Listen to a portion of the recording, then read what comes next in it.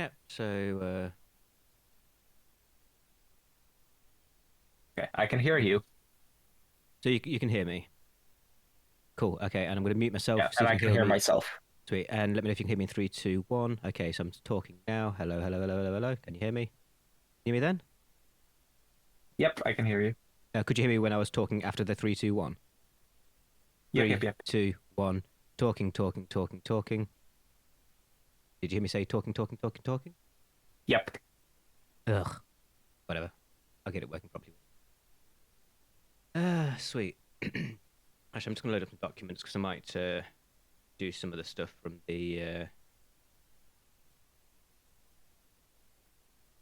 big document.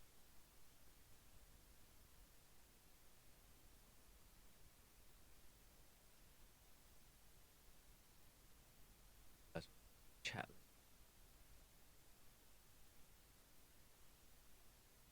forever since I finished.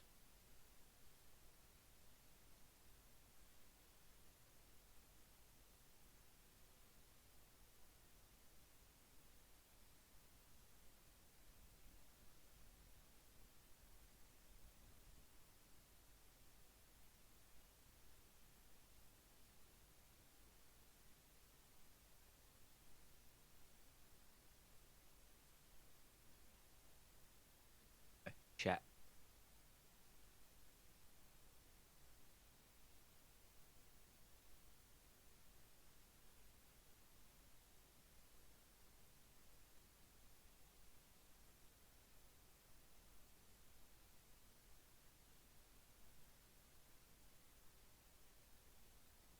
Documents.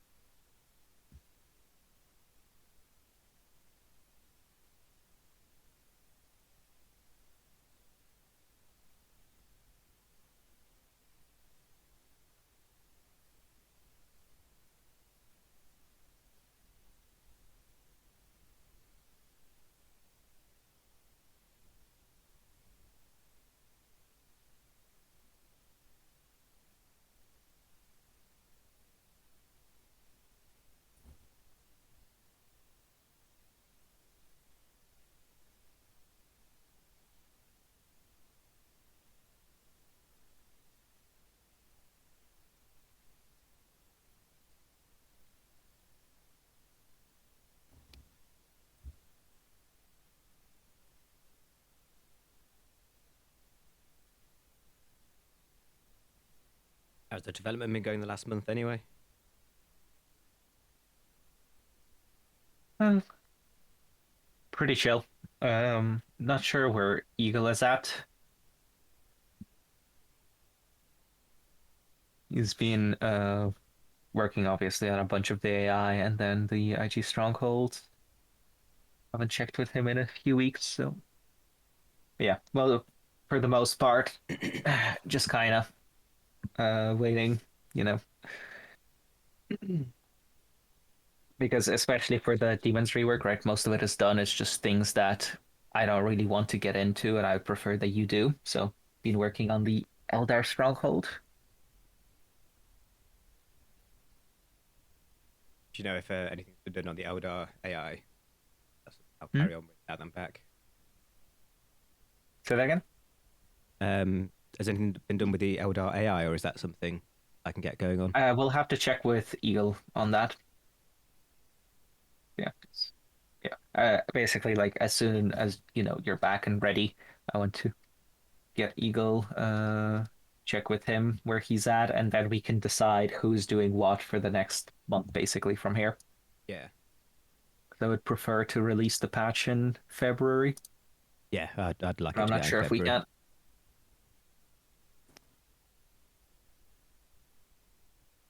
So yeah, I know that he, I think, was mostly done with the demons. I think, Mm. but yeah, not sure if he had time to do the other ones as well. Sweet. I think he's already done the bit I needed him to do. Just the very beginning of the tech changed. He hasn't pushed anything onto GitHub, so I'm not sure. Yeah, he had some files that he sent to me. Oh, But okay. he'd started the work. I think he'd done that part,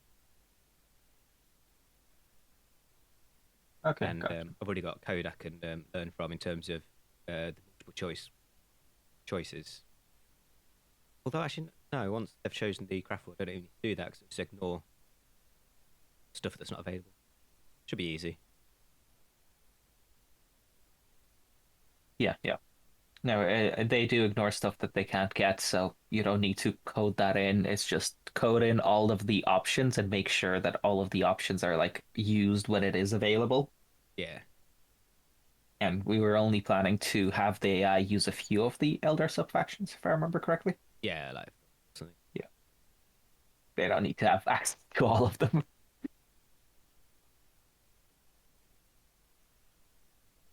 Yeah. I remember when I was trying to sort the Sister Battle AI, I found it very therapeutic, making some changes, then just loading up a game and just watching the AI progress. Yeah, Like several always weeks of fun. just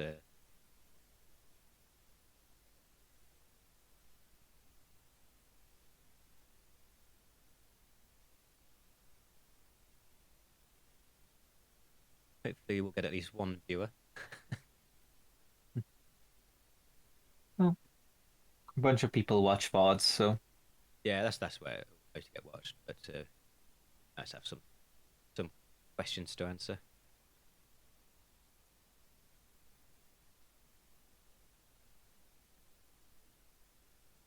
I know there's a couple of people who really.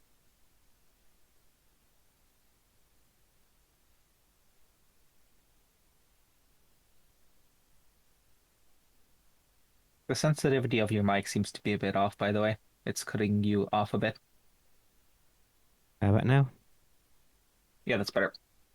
Cool. Yeah, I think it is set up for me to pretty much have my lips against the foam. Hmm.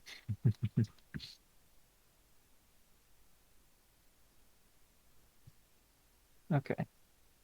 Well, it is time, I think. Cool. We'll give it five. Well, I've got a couple of minutes. See if I know there was More one guy people that join. wanted to Yeah, be here. that's good. Maybe do another ping Cruci news. Not sure if you want to, but yeah. Well, I guess Because it's you did already. that ping for yesterday, but you didn't do a ping today. So Yeah, I wanted to limit the all pings. I mean, you can just do a Cruci news ping rather than everyone.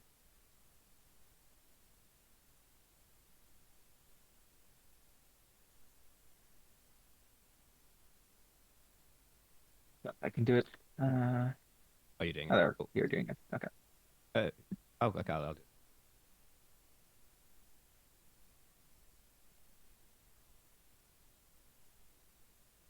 it. Oops, I've managed to try to at all. Probably need to delete and rewrite that because otherwise I think it won't ping if you just edit it. Okay.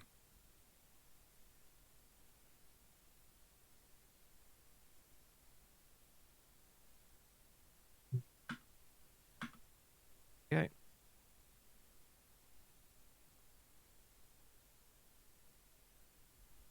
Okay.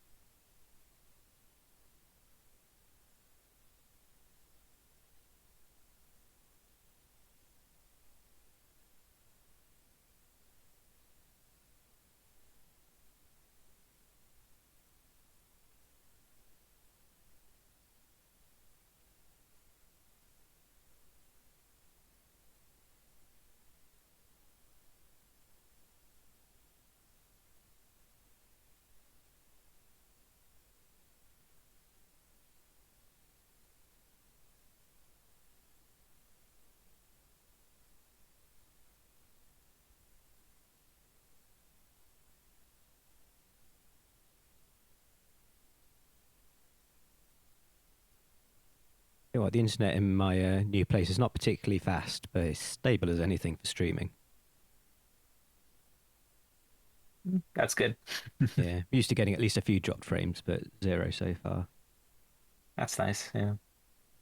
Plus, I've started playing League of Legends again like 3, 4 months ago, just a little bit, and I think I've had like Mhm. 2 10-second like lags. Yeah.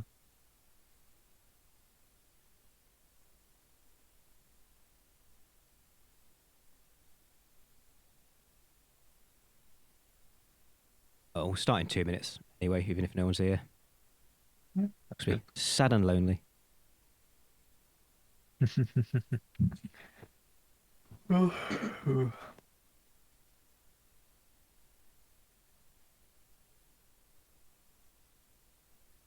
Hey, right. I think that was the guy that wanted to watch. Let me have a quick check.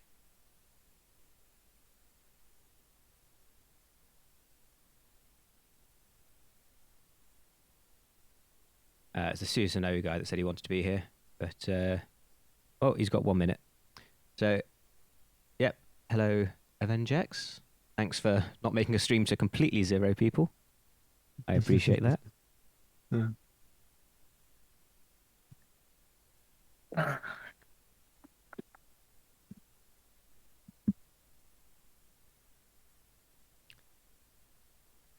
Not even looked at my scenes, so no idea. Yeah, okay, so I'll probably keep the chat off. I'll be looking at chat and mentioning anything that I've got chat on my other screen. I brings just up. mean actually on stream. There's an overlay set up for when we're spectating games, but it'll just be over the build menu on when I'm playing. I don't see the overlay right now. I think it's really turned on. All the overlay is made for streaming, spectating. Okay. Cool. Well, let's make a start. So, yep. Hi everyone. It's Sky and Oleg as usual. Not really a dev chat this much. Not really a patch chat this time. Is what I meant. Because there's absolute shitloads that's been done for the next patch. Strongholds, demons, demon AI, probably other stuff. I don't know what else is there, Oleg. Let's see. Space Marine Stronghold has been made. Demons have been changed. Basically, like full rework plus sub factions. Obviously, the Eldar rework that we'll be going to later. I also changed some economy things, specifically in regards to like power dumping and things like that. So I think the way we're gonna do it is we're gonna do 3 different streams. This one breaking down the Eldar changes, a second one breaking down the demon changes, and a third kind of normal death patch where we go through everything else. Yeah, I'm looking forward to the demon one because I have absolutely no idea what you've been doing. Yeah. So it'll be just as much a surprise for me as for everyone else. But yeah, Eldar changes today. The reason I felt this deserved a stream on its own is it's not our normal changes. It's a complete redesign from the ground up. And in many ways, this is, as most people know, the reason I started modding. It wasn't that I wanted to improve them, but I wanted to like properly get my vision of Eldar. I always didn't feel that it really showed them how I felt they meant to be portrayed. Because obviously we've got the whole tier system, you know, tier 1 units, tier 5 units, and the whole point of Eldar was everything is uber elite, apart from obviously Guardians. Like everything else is like meant to be similar sort of skill and power, just totally different. So having aspect warriors split over tier 0, tier 1, tier 2, that I didn't particularly like. And then obviously the opportunity to really get the Craftworlds out there. So we'll go over everything. There's a lot of stuff that's kind of general. There's a load of stuff that's the aspect rework, and then there's a load of Craftworld stuff. But yeah, let's jump into a game. I think we'll just start in just a little map. We're not really going to go through the Craftworld, so we don't have to get 8 different Craftworlds. Let's get the dev mode on. And yeah, obviously, if you guys have any questions, post them in chat, and I'll address them when appropriate. Yeah, please do ask questions. It's always nicer when we're not just lecturing for an hour or so. Yeah. And I guess that's the other reason. It's like going over each of these, because even going over through like the three Space Marine sub factions in the dev patch took a good solid like 20 minutes, if not more. So going over a full redesign plus a bunch of sub factions like we did for both Eldar and Demons is going to be an hour on and of itself, which means that if we do it all together, it will be like multiple hour streams of the devlog, which is just too much. So that's the other reason for splitting them out. Just break it down into chunks. Here's Eldar, here's Demons, here's everything else. Sweet. And like I said, everything's changing. Don't worry too much about feel like, oh, I've got no idea what I'm going to do with them in the next patch. I will be doing a proper tutorial video where we'll go over everything. So yeah, one of the main changes is early game tech.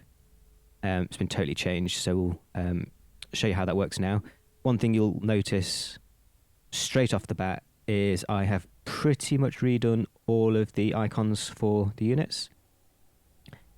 And what I've also done is, because all of the icons get basically stretched horizontally, is I've actually squished them to compensate. So actually, instead of having overly wide icons, they're actually going to be properly proportioned, which is not something that you really see on any of the races. So it's a bit of a luxury for the Eldar players. But yeah, so early tech has completely changed. So what you used to have to do is you'd get the aspect portal, and then you'd get the soul shrine, and getting the soul shrine would be your tier 1. So that's completely changed. Craftworld sings to me, if you go into the build option, you'll see the soul shrine is invisible. Reason being is that there's actually 12 soul shrine entities, one for each Craftworld. It's just how we had to do it mechanically. So aspect portal is here, and then you've got the Craftworld beacon. You actually don't need the aspect portal anymore to get to tier 1. You generally will build it because that's where most of your stuff is, but there'll be a few Craftworlds and a few strats where you can actually just not get the aspect portal at all and just get the Craftworld beacon. So early game tiering is Craftworld beacon.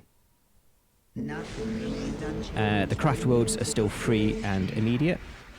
So you will choose a Craftworld, and then what you will see is the Soul Shrine of Biel-Tan, or whichever Craftworld you choose, is available. So build that, and then you can get the tier 1 research. Now the tier 1 research is cheaper than most races, but if you add the cost of the soul shrine to the cost of the tier 1 research, then it's the normal 400, 130. It's just in terms of most races, you build one building, and then you pay for the tier 1 research. With Eldar, if you had to, you already had to get an extra building, and if you want to also get the aspect portal, it's a lot of commitment early game. So we felt that having to pay for normal buildings cost and then the full tier 1 cost was just way too slow, way too expensive. So kind of consider the soul shrine and the tier 1 cost as a combined cost, and then you get to tier 1. So that's your general early game build, and then it's kind of going to be normal after that. You get your support portal, get tier 2, etc, etc. Get one of the shrines, tier 3. So yeah, a little bit different. Can't delete the Craftworld beacon and build another one and get another Craftworld. That's for anyone who's hoping for weird exploits. So yeah, that's basically early game tech. We're not really sure how it's going to change. Well, I'm not really sure how it's going to change early game gameplay. Not sure what Oleg thinks. I mean, What do you Having think? played with them a bit, I don't think the early game is all that different. Just because by the time you would want to go tier one, because here's the thing, factions like Eldar and Tau, which have their armory and their tier one linked together, usually get their armory a little bit later just because of its upfront cost. So by the time you would usually decide to go tier one, you would already um, it would already be a few minutes into the game, right? It would be a little bit later than most of the factions would get their armory. But now that it's split into two, where you get the research separately and the armory is only 100, I think it actually makes things easier, honestly. Cool. It makes teching a little bit faster because you don't need to pay the full upfront cost of 400, 130, which is a big ask in the early game to save up. Yeah, and I'm fine I think it with actually helps. Yeah, I actually think that's probably a good thing if that's what you feel, because Yeah. my main concept for Eldar is the commitment to tech choices. There's a hell of a lot of money you need to spend for researchers to get things working at their max. Yeah. And of course, when you do that, then they'll be very strong, but it's always a commitment. So you can't just use anything and upgrade everything because you'll get cost a fortune. You'll be way too slow. Yeah, so if you feel the tech one's a little bit easy to get, I think that's actually probably a good thing, because as you'll see now with the aspect system, which I'm going to go through, you've got so many things financially to potentially pay for. That's probably, balances out. Yeah, so Before you do that, let me just mention one thing. So why divide the soul shrines into 12 in the first place? This is, speaking very basically, an engine limitation. There's only so many researches you can put into a building before it just stops recognizing them. So things like for 35 or so. 45, but yeah.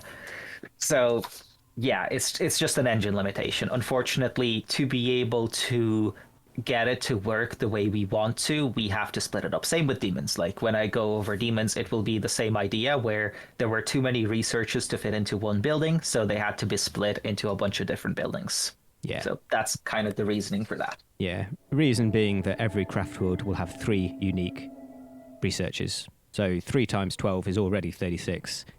Exactly. All of the shared researchers, so everyone gets 2 out of the 5 shared researchers, but they will have multiple versions. All of these researchers. It would just be way too many. I wanted to, but I didn't want to sacrifice the triple research system. So yeah, the FAFTA code. But yeah, we did that. Also, all the icons here redone, so no longer weird differences in borders and opacity. Should all nicely match now. Yeah, so Aspect portal. Aspect portal. You'll notice it's very different. New icons again.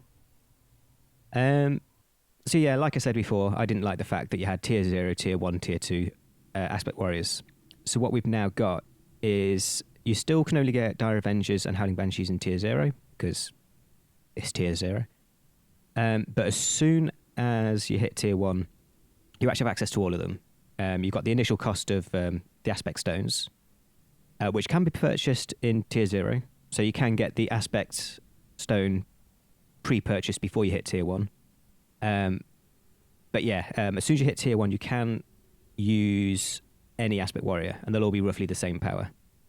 I'm sure people with how Shining Spears are at the moment will look at the fact you can get Shining Spears in tier 1 and think, what the fuck are you doing? You're insane.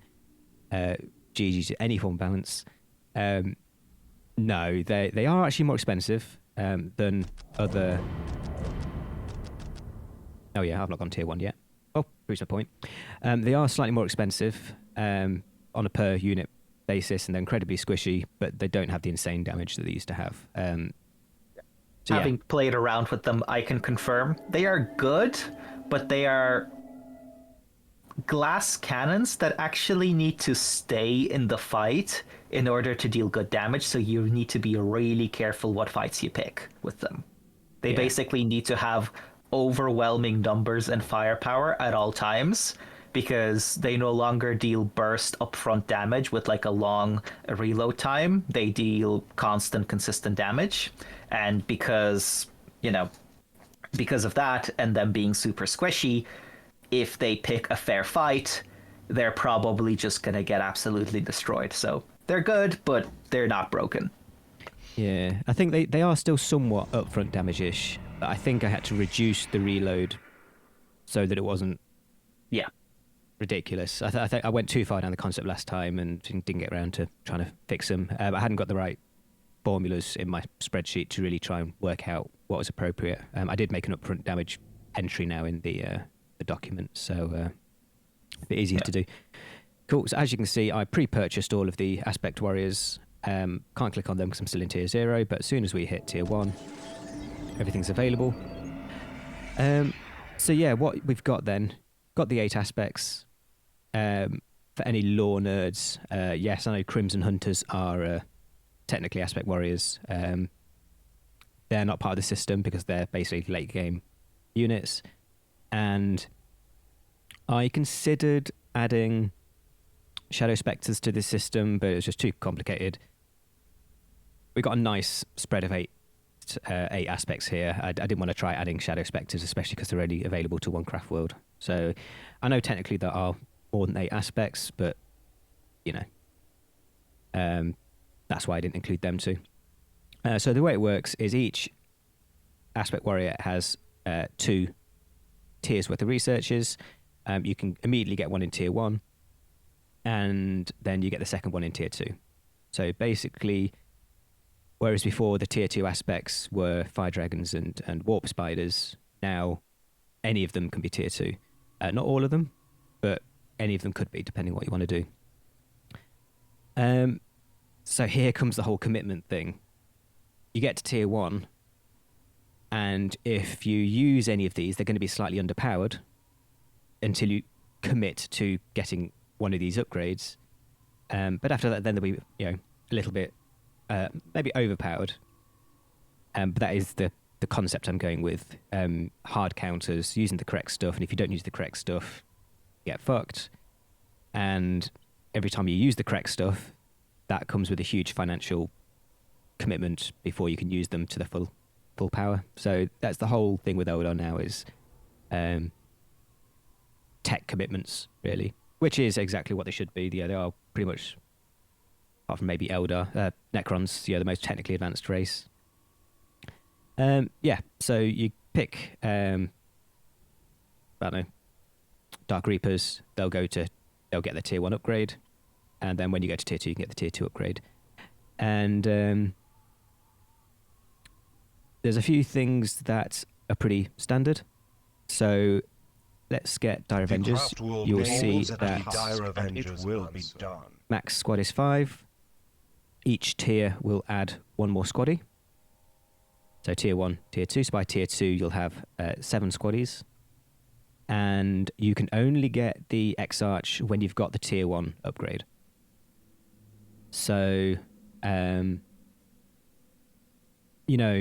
if you don't commit to upgrading them, they are very much not going to be amazing, let's just say. Not even be able to get the X-Arch until you've actually committed. Now, there's only so many of these you can get, and it's 8 in total. Yeah. So that's the big thing. So you can get either both, all of the tier 1 upgrades, or 4 of them up to tier 2 upgrades, or like mix and match all of that. But you can get half of the researches basically that you have available. Yeah. And there's some interesting stuff going on. Oh, I just seen that. Oh, sorry, Avenger. I don't actually know when you went, so I don't know what you missed. Basically, we've just gone through the early game tech, which is where you get the Craftworld beacon to get the Soul Shrine. Don't have to build Aspect Portal. And then we've just been talking about the Aspect system. But yeah, you'll have to tell us when you went. So... What is it you require? You get the extra... So you've got the squaddy stuff, the squad size. What else do you get? Nothing that's pretty standard is just basic buffing of the HP, DPS, morale, and mass. So relatively sensible increase. But that will be the same for all aspect warriors. So by getting the tier 1, tier 2, we'll add to that. Everything else after that is then specific to the aspect, and that's what makes them a bit more interesting. There's been some stuff added, so I'll probably have to reload the game in a minute to actually show you all the tiers of all of the aspects. So, for example, Dire Avengers, very similar to how they were before. So they buff the recharge rate and range of abilities, aka grenades. So let's just grab the grenades. And that is kind of the point of Dire Avengers, is really their grenade spam. I think everyone could agree on that. How may we serve the Craftworld? So up to here, We can be as flexible as the situation demands. get the tier 1.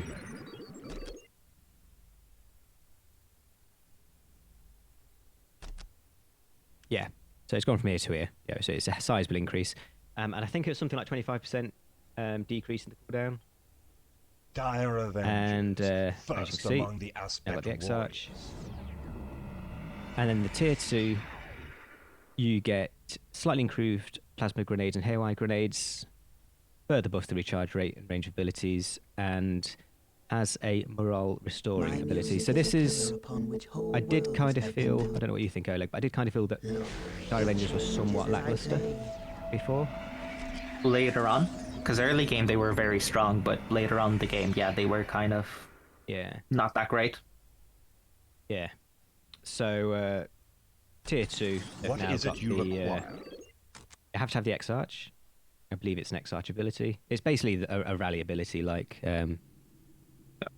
most of the... Does that increase the range of the grenades again? Name Yes. the task, and it will Ooh, be what is it done. now?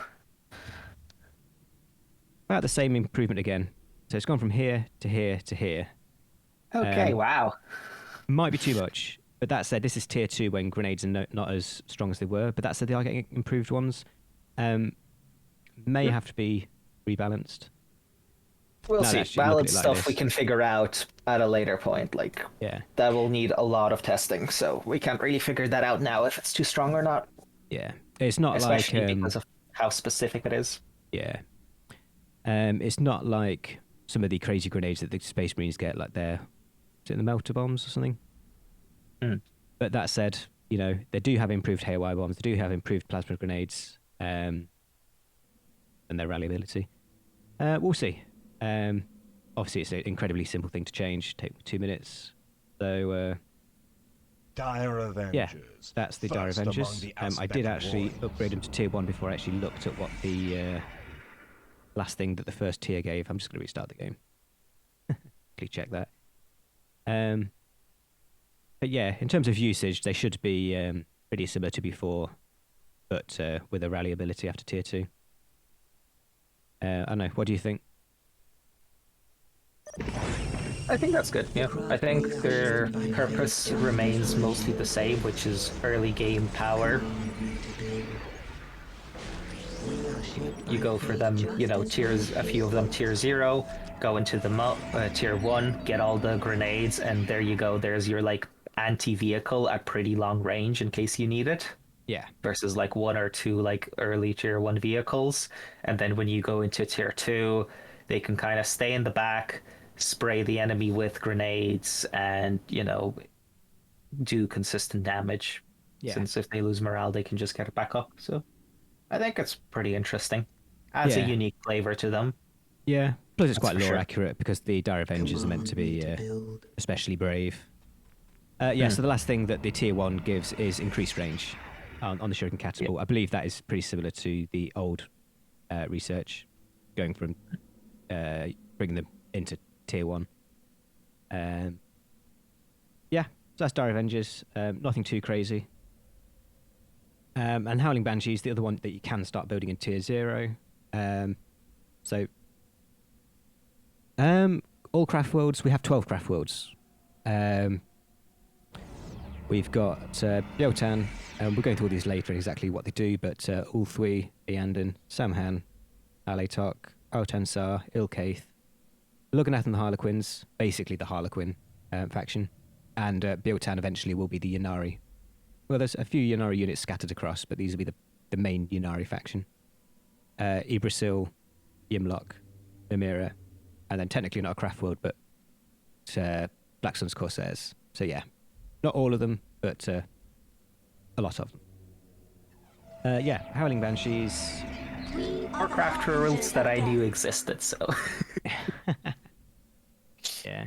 To be fair, there's like one semi-major Craftworld that's not there. But no, pretty much all of the important ones are there. Howling Banshees, same thing, same squad size, stuff, same, first 3 points on the list. So yes, they won't initially be able to charge without getting tier 1. Won't have the scream before tier 1, and will have sort of basic speed. I think they're actually, I don't know at tier 0 if they're actually just the same as everything else. But no, their mobility will really start to get unlocked as you take them into tier 1. I mean, everything has fleet of foot, so. Yeah, that is true. Yep, so you get tier 1. Let's get the... We are the messengers of doom. Warshout is not tied to the Exarch. Many are called, few survive. And then tier 2 buffs the Banshee Scream ability. So that is where these scale further into tier 2. They will deal more morale damage after their second ability. Second research, that's the main thing with them. Increased movement speed, so you'll have 2 movement speed buffs. Slight ranged damage resistance, just to help them a little bit in tier 2. And these are not the tanky melee, obviously that's striking scorpions, but they needed a little bit of something. And then the Exarch upgrades its power sword to the Executioner. Just wanted to keep the use of that model. Yeah. One thing you will notice actually is if you're not sure whether you've upgraded them in the sort of midst of combat, if you look at Dire Avengers, you'll see their icons normal. When you're at the tier 1, they'll have a plus, and when you have tier 2, double plus. So you can see at a glance if they've been upgraded. And also if there's abilities that get further upgraded. So for example, you've got Warshout in tier 1, but then you get a better Warshout in tier 2. You will have the plus sign just to make things a bit more Name obvious. the task, and it will be done. So in terms of their use, it's a bit more focusing on the mobility and the morale damage. That's their key thing. Disruption melee infantry. Yeah. So same as they were, but more down the rabbit hole. They do more morale damage as they tier up. They get a little bit faster as they tier up. But nowhere near as tanky as striking scorpions. They've got less health and they've got a worse armor type. So yeah, certainly not your tanks. We are the messengers of doom. Any thoughts on them? Yeah, it's all just been said. Like, fast disruption infantry, get them into the middle of like the enemy army, war shout. There you go, their entire army. Yes, Yeah, Rangers. Caesar. Yeah. For one very specific reason. I could have left them in here. I wanted them to be available to be used on non-aspect portal in tier 0 strats. So if you weren't here before, you can go to tier 1 without getting the aspect portal at all. So that keeps the option to get rangers if you don't get aspect portal. So for example, the reason why you might do that is with the Corsairs, in tier 0 you can get Corsair units. So because you can get the Corsair units and you can get the Rangers, and then your Guardians, you've got quite a bit of choice in tier 0 to be able to completely not get the aspect portal. Same thing for Saim-Hann. If you're massing jet bikes, you can just totally leave the building and use the Webway Gate instead. Yeah, makes you faster, saves you some resources. Obviously, you're going to be slower to counter to anything if you need anything out of the aspect portal, but the option's there if you want to take advantage of it. Swooping Hawks have had more changes. We are here to exact harsh vengeance. I don't know. They've always been in a bit of a weird position. I think they've always been so. I know they've always been extremely fast, but they've always been so squishy that they've never really been. I don't know. I don't see Swooping Hawks in any play much. I don't use them much myself. Never see them in PvP. I don't know. I don't know what your experiences have been with Swooping Hawks. I mean, they were your tier 1 anti-vehicle, like, unless you wanted to get a bunch of, like, platforms. They were the thing you would get if you wanted to counter vehicles, and their mobility made it easy to, like, jump on top of them. So I have definitely used them, just because I forget to use the platforms, but I will concede that the platforms are probably better. Yeah, and also I use them sometimes if I'm just caught short, because in tier 1 you can get the support portal, and I've always used the tanks personally. But no, if I've not got the support portal out and I'm getting hammered by armor, then sure, maybe.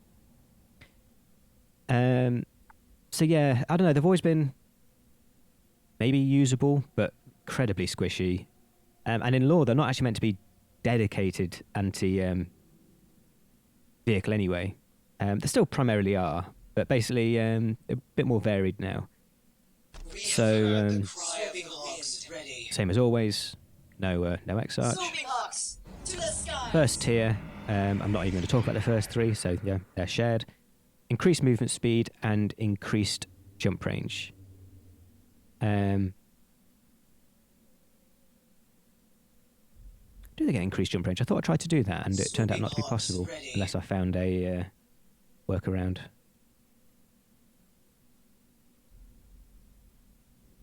I go to there. Yes. Yeah, I think I might have changed that to jump cooldown or something. Can't remember. I'll have to look into that. They don't get increased jump range because it turns out you can't do it. I wanted to do that for Warp Spiders and Shining and Swooping Hawks. Start them off with a low jump range. Turned out not to be possible. I will have to fix that and find out what the change actually was. Yeah, whatever. I long to spread my wings. So nothing too interesting changing. The primary thing is the movement speed. I didn't want them to be too overwhelming out the gate, so I decided, yeah, let's just do the same as the Banshees. Start them off a lot slower and scale them up through the tiers. But in tier 2, that's where we get some of the goodies. You gain further movement speed, gain access to the Swooping Hawk grenade pack, and improved haywire grenades, and gains increased vehicle penetration. So in tier 0 and tier 1, they're kind of relatively varied. Mostly anti-vehicle, but relatively varied. You get to tier 2, and they get a nice chunk of extra penetration. So grenades for these, I think in terms of special grenades, it is just the Dire Avengers and Swooping Hawks. Everything else is just a full set of standard grenades. Actually, that is worth pointing out. Banshees now do get all of the grenades, if I'm not forgetting, which I may have done because I did this months ago. Yeah, Banshees do get grenades. I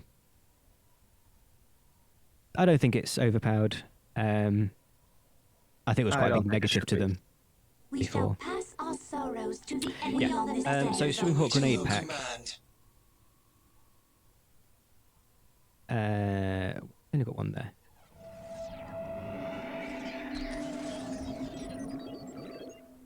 AY bombs. Oh, Swooping Hawk grenade pack. Sorry, that's their main ability.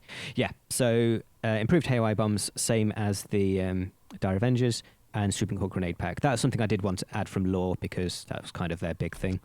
This is basically a multi-grenade. So just to shore up a little bit more of their anti-infantry, but more from a disruption than a damage point of view. But yeah, Swooping Hawks ready. That's them. Any thoughts? The grenades are definitely interesting because that's a haywire grenade that you, instead of targeting, throw just on the ground, right? No, anti-infantry grenade. Anti-infantry. Yes. Wait, but it says haywire, no? No, swooping hawk grenade pack. Hawk. Sorry, they have. Oh, swooping. Sorry, they have a grenade pack and then they have the improved haywire. Yeah, yeah. Yes. Okay, I had that. I was looking at the wrong thing. It's confusing because there's only one grenade in the grenade slot. Yeah, because it was a special ability. I put it in the Yeah. in the Makes W sense. spot. I believe this is using the W shortcut, not the plasma grenade shortcut. Yes, it is. That's why it's here, because it's a Yeah. standard main ability shortcut. Yeah, that makes sense. Yeah. Yep, interesting design. I haven't played around with them all that much after the patch, so I can't really comment much on how good they are. But yeah, definitely sounds interesting. Sounds like It's a bigger change. It's the biggest change out of these first Yeah. three. Totally different use idea. Mhm. The Dire Avengers and Howling Banshees are pretty much, in essence, the same as they were. But these should have a very different role to play. Badass Badman does it count 3 grenades in one? I mean, I don't think it does the damage of 3 grenades. If you're asking, 3 mini grenades, yes. Yeah. Like I don't. If they were to do 3 times the damage of normal grenades, and obviously like the knockback and all of that, it would be way too good. But it is 3 grenades, so units might get hit by multiple of them, and get knocked back a bit more, that kind of thing. So it is Yeah. 3 grenades, yeah. The main Brilliant. thing that does mean is that it's a larger area of AoE Effect. knockback. Yeah. Which is the main reason. Yeah. So I'm really happy with them. They need to be, I long to tested spread by the my community. wings. We'll see if they work. I need to get reshuffled. The main thing I want them to be able to do is to be able to harass other infantry. They're going to get hammered if they go into like a stand-up fight with decent anti-infantry. They're going to get fucked. But to have enough infantry damage to be able to harass, come to the rescue, add a bit of damage, pick off some units, pick off builders. So they're not hardcore anti-infantry, but they wanted to have some. I do believe, though, I long to spread my I know they'd already been wings. nerfed, but they're, from what I Awaiting remember, your command. totally useless against. I long to I mean, you might have spread been my mass enough of them, but they're wings. not good against buildings at I all now, long so you to can't spread run them my up to wings. LPs and delete them. That's what my memory says, but like I said, it was a long time ago. We Um, can figure out the balance. I think the design is good, and the exact details of the balance we can figure out Yeah, We exist as to avenge No, the game our progresses. structure is the last on the priorities. So if that has to get nerfed further to make it not OP to have them slightly better against infantry, that's what I'd rather do. What's next? Dark Reapers. Cool. So some interesting stuff for these. In essence, they're the same thing, long range fire support. But in lore, they're also terrifying. These are the harbingers of doom. And I don't think they ever really had any sort of morale stuff. They didn't. They would kill units way before they would drain their morale. Yeah. So I wanted to play about with that concept. So, first 3 points are the same as always, and then increased weapons range. So, I'll have to see if these are OP. May well have to get reduced. I don't know. We'll see. What I wanted with these is to really make them quite long range. So what will probably happen if it needs to is damage reduction rather than range reduction. But yeah, at the moment. Do they have a setup time? We are Um, Doom incarnate. Yes. The destroyer guides us. So if you move them, Take Yeah, us yeah, to yeah, the okay, hands yeah, of yeah. the enemy. That could also be increased. For sure. yeah. So range just past the LP. Tier 1. Heavy weapons. A little bit further past the LP. It's not a big change, but yeah. It's something. Yeah. And then, of course, added to the increased damage. The next one, though, squad And- gains further. Sorry, you go. Yeah. And also one thing to keep in mind with the tier 1s, just getting access to the leader is a big deal because Eldar leaders give the unit buffs. Because, like, a bunch of other leaders are models, or maybe they have an ability or two, and that's it. Eldar leaders give the units buffs, specifically, if I remember, damage buffs. Yes. So that's kind of one of the main things to keep in mind with all the tier 1 researches. Getting access to that leader is a big, big deal. Yeah. It's like a 20 or 30% increase in firepower, not counting the model itself. And then there's obviously the model itself and the extra squad member, and it turns into like 50 or maybe even 60, 70% damage increase. Yeah. When you compare them to something like Space Marines, the leaders give like the morale reset, which is a big deal. Eldar have never had anything like that. Very few of the leaders had any activatable abilities. So yes, they were buffing. The X-Archers were always buffing leaders. Yeah. Tier 2 then, more range. X-Archer's weapon replaces the Shuriken Cannon. Same as what you'd get before, except you're now getting it in Tier 2. The big thing with Dire Avengers, I think before, in terms of them getting really OP, was that when you got their upgrade in Tier 1, you'd get the Shuriken Cannon in Tier 1. You know, I was quite happy to be able to move that to Tier 2. Yeah, I think that's fair. Yeah. And then this is their nice thing. Squad gains the Starshot missile ability. So again, another thing from lore. In lore, Dark Reapers have multiple, ammunitions. So the way this works is it is a temporary weapon change.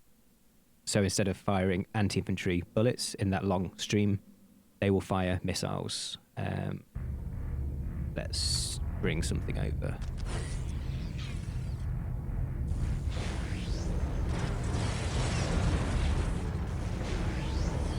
Hero? How far can these deep strike?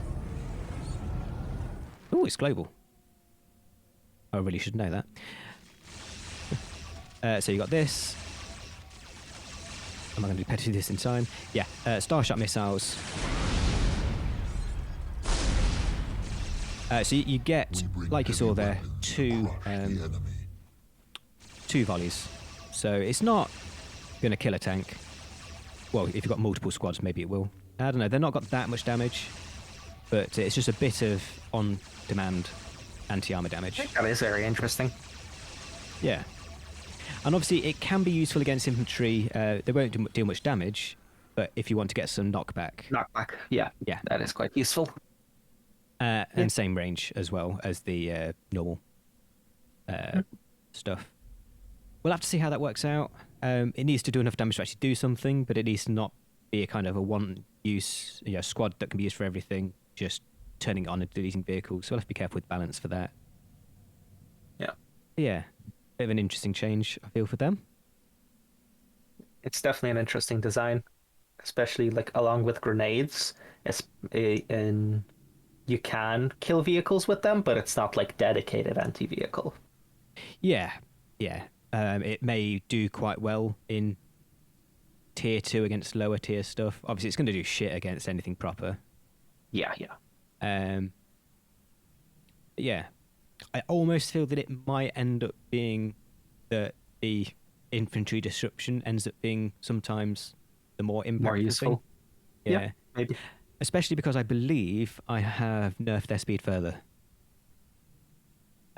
So these guys are long range, but they're immobile as fuck. Well, I don't know. We deliver death. Bear in mind from I'm on far. fast Take us speed. within range of the enemy. I think they might have gone, so normal infantry 16 speed. I believe these probably were 14 speed. I think they've now been reduced to 12 speed. So they are slow. They're probably not too far off Terminator slow. Of course, Terminators then don't get fleet of foot. Yeah. So yeah, quite interesting. We have mastered the art of I'm happy. destruction. Yeah, no, definitely an interesting design. We'll see how it works out in actual gameplay.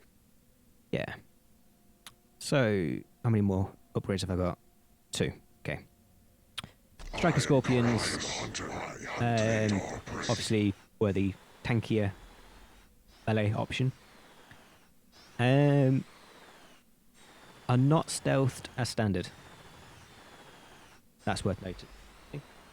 So, if you whip them out early on in the game, they're not going to be stealth. They'll be the tankier option compared to Banshees, but you're not going to have the protection of stealth. And the tier 1 really just has the stealth, as well as the X-Arch and the squads and HP and damage and morale and mass and all that. Tier 2, you've got some relatively interesting stuff from a gameplay perspective. It's all pretty boring, but X-Arch gets the biting blades. That's taken from other researches that's been deleted that you used to get in the Shrine of Cain. Squad gains knockback on their attacks. That's the big change. And then range damage resistance. I believe potentially to a higher degree than Banshees. It may not be to a higher degree because they do have the better armor class anyway. But yeah, similar in terms of what they were, but knockback. I think the knockback might be quite impactful because now they can compete with other melee infantry as well, because if you give them range damage reduction, right, they still kind of get screwed by other melee infantry, but if they have knockback and are able to knock back the other infantry in melee, well, there's a different story then. Yeah. Also worth noting that Eldar aspect warriors that you do get to tier 2, one of the kind of things that probably people won't think about is the fact that they're getting 2 boosts to the mass. So they'll be a lot harder to knock down. Yeah. Kind of simulating their athleticness, dodging out of the way of bombs and shit. But yeah, you start getting stuff into tier 2, much better mass than they used to have, plus a bit of a knockback. Because, I don't know, Striking Scorpion's been always a bit of a weird one, because at the stage in sort of the tier 2 times, that's when you're starting to get the really tanky stuff from other races. I don't know, I've always wanted to use them, and I've used them a lot, but I think the fact is they just fell off. And I think getting access to the did fall blades, apart.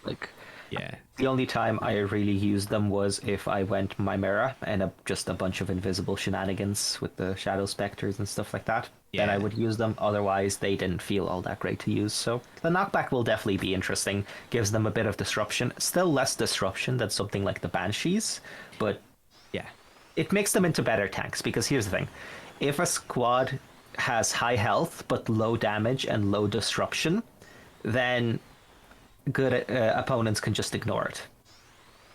Like, it's not doing much damage, it's just kind of there.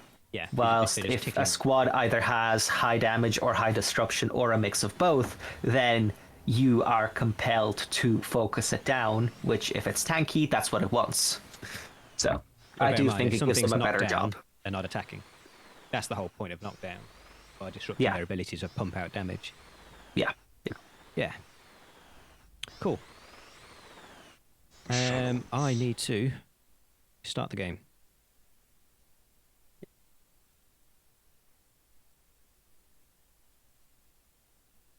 I'm going to be away for a second whilst you're restarting. Feel free to start on the next one. Cool.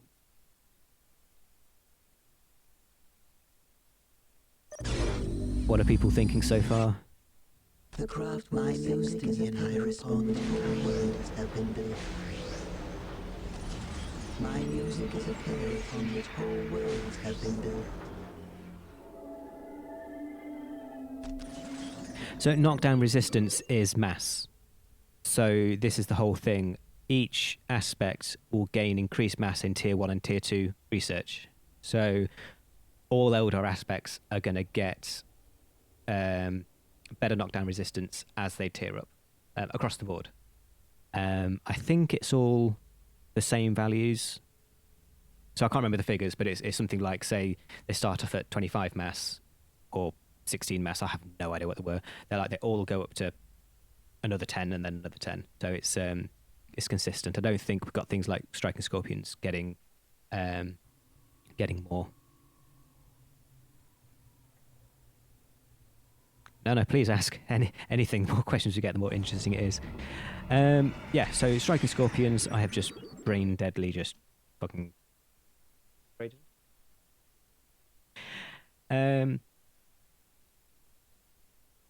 Cool, so yeah, fire dragons. They've always been pretty simple. If you need to kill tanks, build fire dragons. The enemy is near. I've always felt they're potentially a little bit too strong. Which I think is maybe a similar problem to what these Sisters of Battle Celestians have. You know, when they're a dedicated anti-vehicle unit from the start, you don't have to upgrade any weapons. They can often be really strong. Cool, fire dragons.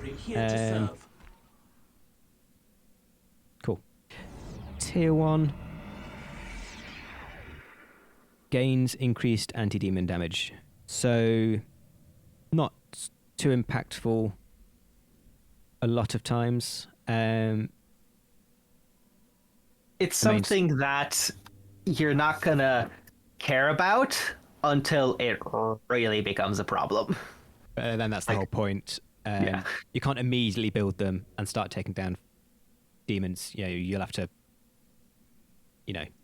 get this first tier before they're really going to do a whole lot. And I think it basically is a case of it goes from basically standard anti-demon damage, aka 5.5%, to something usable. So it really will be a case of they just won't do shit to demons unless you do upgrade them. Yeah. But yeah, the main reason for the tiering of these is just your general damage.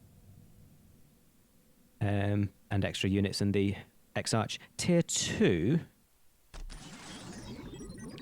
is improved structure damage. That's something I did want to do. They will do structure damage, but you'll have to get it to tier 2 to use that. Ooh, that's interesting. Because as Badman said, fire dragons were basically like the bread and butter of trying to push, because you needed to have anti-vehicle just in case, and anti-structure because you're pushing into the enemy. So being short range, fairly tanky, and anti-vehicle, anti-structure did make them very strong. How good were they against structures? Because I always just used vibro cannons, because that's their and missile launchers, the two designated anti-vehicle, anti-structure weapons. So I never really used them for that. Were they good at that? Good enough to where you could spam them, and they would both tank, deal with vehicles, and deal with structures all in a reasonable time. So, cool. It sounds like getting up to tier 2 will be a powerful thing to do, but now that hopefully all of the options are powerful, you sort of think, well, do I want to have that option at the expense of potentially having other shit? Which is the whole point of the system at the end of the day. It's a commitment now. Before it was you just got it and you didn't have to commit anything. Now you need to commit 300 or 200. These costs are all the same, so it's 250. Okay, 250 in order to get them to do good anti-building, and obviously limited options. So if you commit 2 in here, you only have 6 to spread around the other ones. So I think that was a good change, yeah. Thank you. So the ancestors decree. Warp spiders.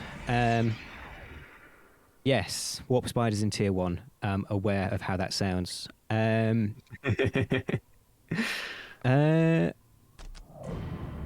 they are more expensive. I know they look cheaper here, but most come out as a squad of 3. These come out as a squad of 2. Fully materialized. And how many can they get initially? Yeah, okay, so the first 6 come out as a squad of 3 The disciples and can go up to a squad of 5. beyond the aspect Warp spiders come out as a squad of 2 and can only go up to 3. And they're more expensive per model. So yes, they are strong on a per model basis, but controlled via squad size and how many cost. you can get. Yeah. Don't get anything specific apart from the 3 things. However, increases the max squad size by 2. which is the big thing. So these will hit a squad of 5 in tier 1, and then the standard squad size of 7 in tier 2. And bear in mind the cost is on a per model basis. So when you start building full squads of warp spiders when you've got them in tier 2, they are expensive. Yeah. We will have to see if that squad size is too big.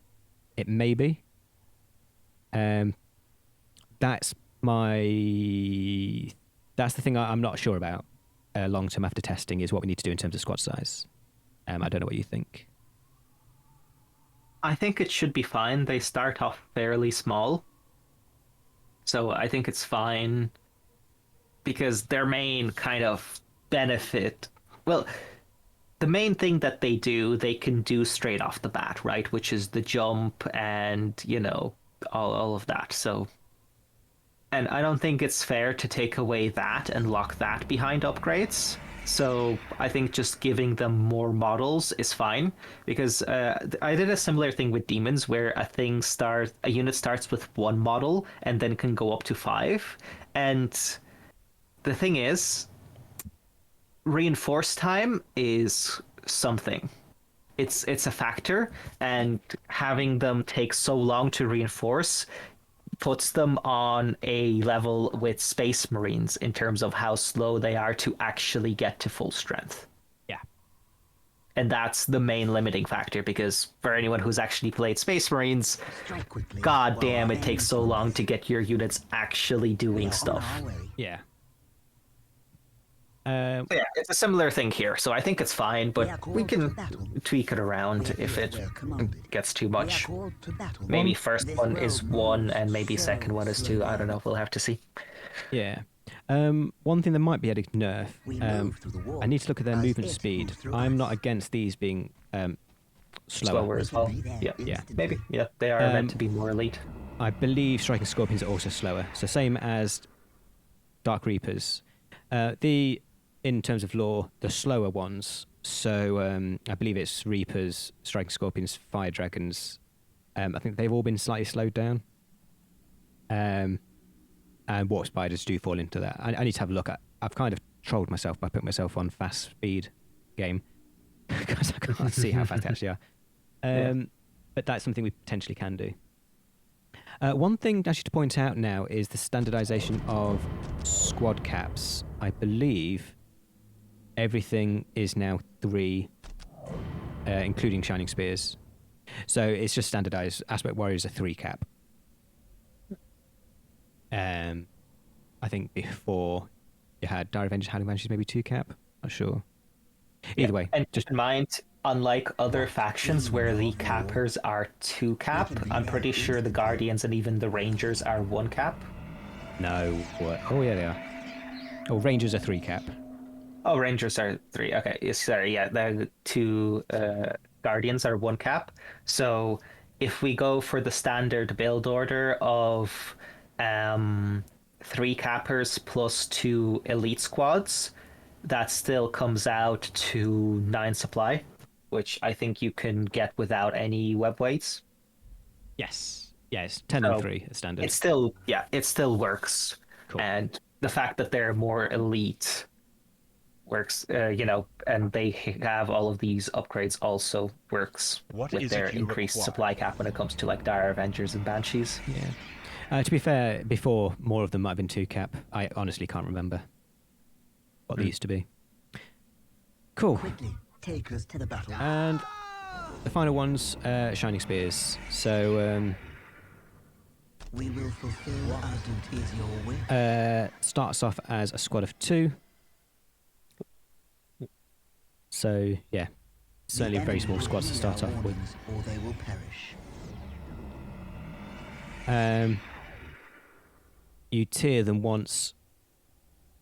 Same as normal, nothing weird, nothing extra, but squad size of 1.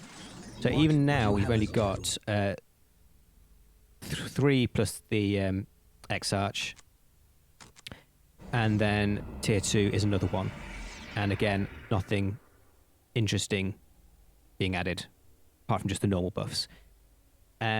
These are a little bit different because these do have a few extra researches that can be got, but not by every faction. So that will be shown in the Craftworld details. What would you They have get to special things, but they don't get them here, so the upgrades here are fairly standard. Yeah. It really will be a choice of, in terms of when you're choosing Craftworlds, the shared researches which we'll go through, a lot of them will either buff Wraith units by giving them Wraithbone regen. That's not available to everyone anymore. It's not available as standard. And, or, Shining Spears. So, it's diverging power depending on which Craftworld you use. One thing I do want to point out here is that we still have Bone Singer jump research. That nearly went. That nearly became a one Craftworld special. That's been kept. But a lot of stuff is gone. Song of Peace is still here. That may go. Building relocation, Yes. the big one. Building relocation is gone. That's just for Il-Kaith, isn't it? That's just the one, yeah. So this has gone as general. That used to be in here. Gone. So you can no longer relocate your buildings as standard. I'm trying to work out what I got rid of.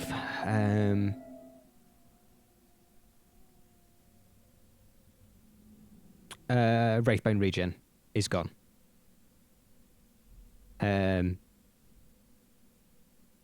Yeah, get used to it. It will be there for various also Craftworlds. Shrine of Cain.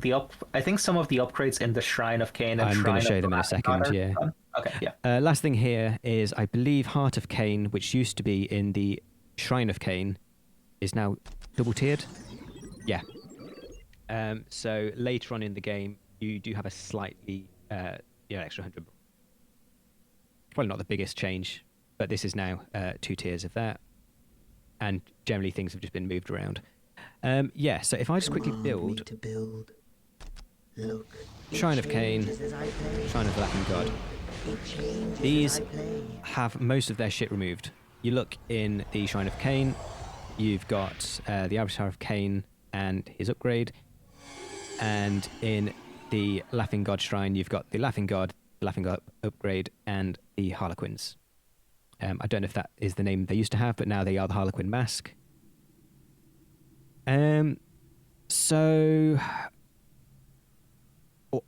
anyone who's used to Eldar will sort of remember there was a good 3 researches in the Laughing God Shrine.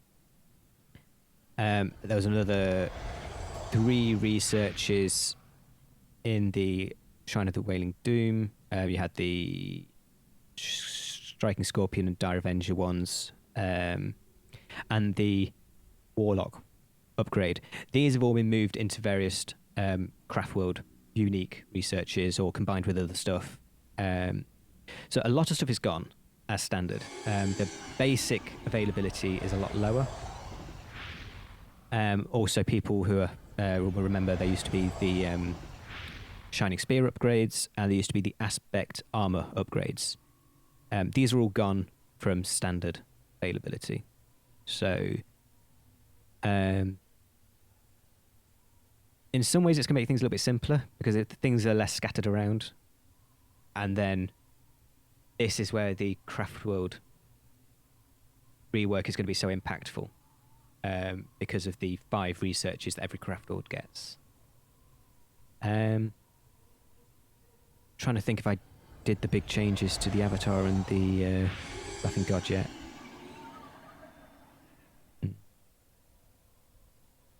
I think the Laughing God's been a bit buffed. Basically, trying to make sure that they're both equally viable. So I think that's something I've still got to do. Okay, so Craftworld then. The big caboodle. Load up a game with 8 of the Craftworlds. I think the concept changed a lot. Basically, I went on holiday with my partner and had a little notebook and spent way too much of the holiday. Just theory crafting what I wanted. So initially, the old Craftworld system was very much about the unique units. And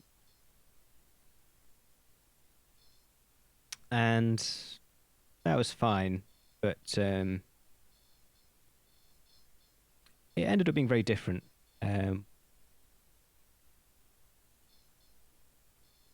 Yeah, right now, before basically like the craft worlds would just give you some units and that was it. Now you'll see this in both the other rework and then the demon rework as well, because I basically worked off the concept that Iscalia had here. The sub factions are now closely integrated into how you play as well. Where, you know, before maybe one or two of the sub factions actually made any changes to the faction. I think it was like Harlequins and the Corsairs, whilst now all of them make some change to your playstyle. Some more than others, but they're all integrated into how you play. They're not just these separate entities. Hence why you need to pick a craft world before you go to tier 1.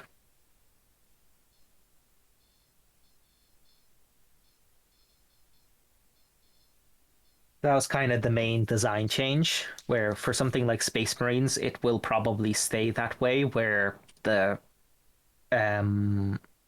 sub-factions are just factions that come to aid you, and that's really it, and they have very little bearing on the faction itself. Whilst for Eldar and Demons, it's a core part of them. It's a core part of their identity, I guess is the best way to put it. The only thing that would be a bit wonky is if you say choose the Biel-Tan colour scheme and then you go Ulthwe. Be a bit wonky. I think it's a case of get over it. To be honest, you have to take it so early that it's not like you can react to what the enemy is doing anyway. In terms of choosing the craft world. So I know myself, I certainly choose what I want to play before I play the game, choose the right army scheme, and then the immersion is perfect. You can see the enemy faction though, unless they go random. Yeah. Well, you can see it in the lobby as well. So yeah. Cool. So what we'll do is we will just get so first Craftworld Biel-Tan. What I've done here is that because there's so many craft worlds, people need to learn them. Usually, when you click a research, all the others disappear. What I've done is I've now then added a second research entity that doesn't have any requirements, so you can still see them. Same thing for the aspects.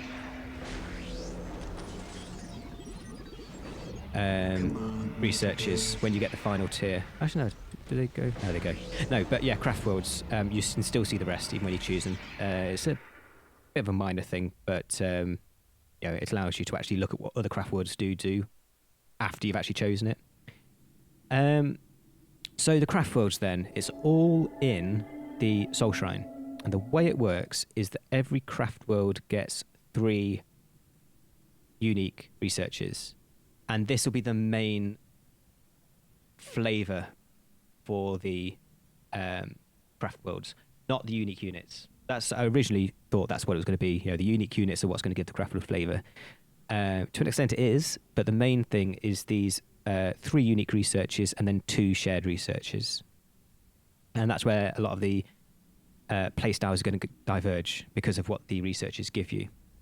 So every race will have the 3 uniques, so 1, 2, and 3, and then there'll be 2 more. So these will be 2 researches from a pool of 5. So if I jump out the game and find the right page. Cool. So these are the 5 researches that are shared. So every race will get 2 of these, every craft world. Some of these obviously have several tiers. 3 of them will have 2 tiers of research. Aspect armor 1 and 2. So this is what you used to be able to get when you went for things like the old Alaitoc craft world. The craft worlds that are meant to be a bit more aspect warrior based. Biel-Tan as well. basically, the first one will increase the armor type of Dire Avengers, Howling Banshees, Swooping Hawks, Striking Scorpions, and then the second tier, Dark Reapers, Fire Dragons, Warp Spiders, Shining Spears, and Shadow Spectres. So Shadow Spectres are affected by this. Wouldn't be the first time I spelt something wrong. I'll look at that in a sec. Yeah. So basically, Craftworlds that are meant to be more focused on aspect warriors will basically get tankier aspect warriors in tier 2 and 3. Yeah. The Grav platform buff. So this aspect armor used to be in the Shrine of the Wailing Doom. Doom. Yeah. Or Shrine of Wailing Doom, whatever it's called. The Grav platform buff used to be in the... I can't remember. No, so it's the Grav platforms used to get buffed by the turret researchers. Mm. I wanted them to get buffs, but I also always knew that was a bit OP. You know, those researchers buffing your turrets and your basically Yeah, mobile Jesus, turrets. didn't know that. God damn. I think it was just range. It wasn't damage, but it was range. Okay. So select Craftworlds will get the Grav platform buff. I believe that might be range and movement speed. I don't think it gives extra damage, but whatever. The description will tell you. So I can look at that in a sec. The extended Shining Spears upgrades. So the Shining Spear upgrades and the Wraithbone regen. No. Oh. Okay. One race has both.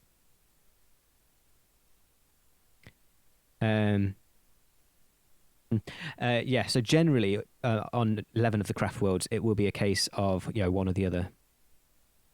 Did I really give Iyanden both? Let me just check that. Feels like it's going to be OP. I don't know if I changed that. I mean, they are very slow, so...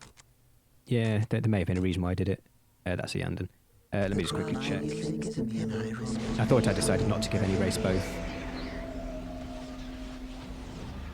Iyanden is here.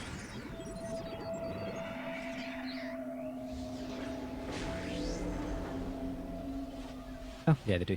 Cool. It might have actually been generally because they're slow. Yeah. So for most races, though, you cannot have both Wraith units and Shining Spears at their max power. So I felt that was quite a good change. You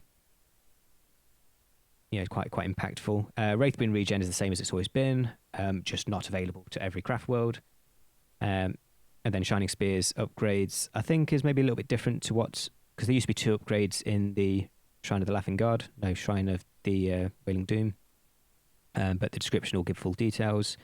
And then Gravitic Boosters, that has also been gone from general circulation. That used to be in the support portal. So... that I always felt was an extremely powerful ability because it wasn't timed. It was just an on-off thing. And when you turn it on, the vehicles are much faster. And then whenever you're shooting, just turn it off. It was very good. Basically now, you know, it's just, you know, it's out of general circulation. It is there for various races. Saim-Hann, obviously. Lugganath, to go with their very fast... you know, Harlequins, Yme-Loc, because they're the master artisans of their, you know, weapons of war, and then the Corsairs, obviously, you know, hit and run, kind of Dark Eldar-ish in concept. So yeah, each race will have 2 out of these 5, and that is where the flavour for the craft worlds comes from. Some of them are early game, some of them are late game, some of them are super strong but expensive and really long research times. Some of them are quite cheap but faster obtainable. This is where some races we, you know, what we call in RTS, you know, fast races in terms of, you know, teching and game tempo. So, right, 12 races to quickly go through. So Biel-Tan then, in the original implementation when we had the 5 craft worlds, Biel-Tan was kind of the traditional Biel-Tan, the most militant, famed for their aspect warriors. Anyone who knows recent Eldar lore knows that Biel-Tan got absolutely fucked. Their craft world is basically in pieces. So this craft world is post that event. So still, good, good aspect warriors, but it's not all about the aspect warriors. It's more about the Ynnari. We haven't added the Ynnari yet, but that will be the intention. Yeah. Let me just check they don't get any rebalancing. So Craftworld Biel-Tan will be supported by Ynnari in the future. Gain access to unique researches, which I'll go through in a sec.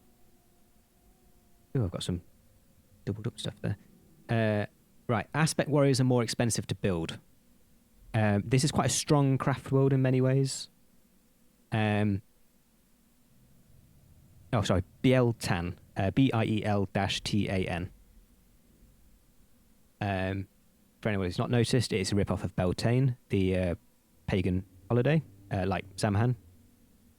There's so much pagan stuff in Eldar, it's great. So yes, that's worth knowing. Biel-Tan aspect warriors are more expensive. Tier 1, all of the researches, the unique researches are tier 1, 2 and 3. That's standardized. So the tier 1 research, the Autarch gains increased health and sight range. So obviously Biel-Tan is famed for their military might. Their Autarch is the architect of all of that. Better Autarch, basically. This is more of a scaling thing because all of the Autarch or hero HP boosts are percentage over the base. So this extra 100 health or whatever is not going to be too impactful in tier 1. But as you get more hero levels, that will get magnified. But yeah, more tankier and more sight range. I don't think that is it more keen sight range because I would have probably wrote if it was. So I think it's just increased sight range and increased health. Not mega strong. So, not crazy expensive, just 100, but yeah, bit of a help with the hero. Tier 2, a global morale boost. It's not loads, it's probably 100, but a global morale boost because they are the most battle hardened of the Eldar craft worlds. And then Council of the Young King. Looking for my spelling mistake. Where's my spelling mistake? I spelled summoning wrong. Oh first. No, summoning with a U. Okay, yeah, my bad. Yep. How the hell did you notice that? I swear it was only on the screen for like a nanosecond. So this is where we see an example of a really strong research that's hella expensive and takes a hell of a long time to build. This is certainly not something you'd want to be doing on your only aspect portal. Okay, build a second. Oh no, wait a sec. Sorry, this is Soul Shrine. Right. Yeah, well, you won't be researching anything else for a while. Call upon the Council of the Young King to aid in the process of awakening. This is the Avatar. I didn't bother saying the first line, so that probably made no sense. Biel-Tan are long known for their aggressive summoning of Kane's Avatar. Call upon the Council of the Young King to aid in the process of awakening. The time taken to build the Avatar of Kane will be significantly decreased. So this is a lengthy research, but then the summoning of Kane takes about only 30% of the time. So, if you think you're going to be building and losing the Avatar multiple times, if you've got this, you can get him out a hell of a lot quicker every time you need to rebuild him. That sounds hilarious, especially in tier 4 with his upgrade, because you get that upgrade in tier 4, right? Yeah. The issue is the Avatar costs 3,000 resources. This research costs 2,000 resources. It's expensive. So it's certainly not something I think that will be used every game. Yeah. But don't get me wrong, it only has particular uses, but I feel like the uniqueness of the craft world is going to really come into its full potential with the Ynnari. That's going to be the main thing. For sure. They actually at the moment don't have any. They build Dark Eldar warriors. Obviously, the Ynnari are bringing together the Eldar, the Dark Eldar, the Corsairs. Don't think there's any other unit changes. No, they get the Raider as well.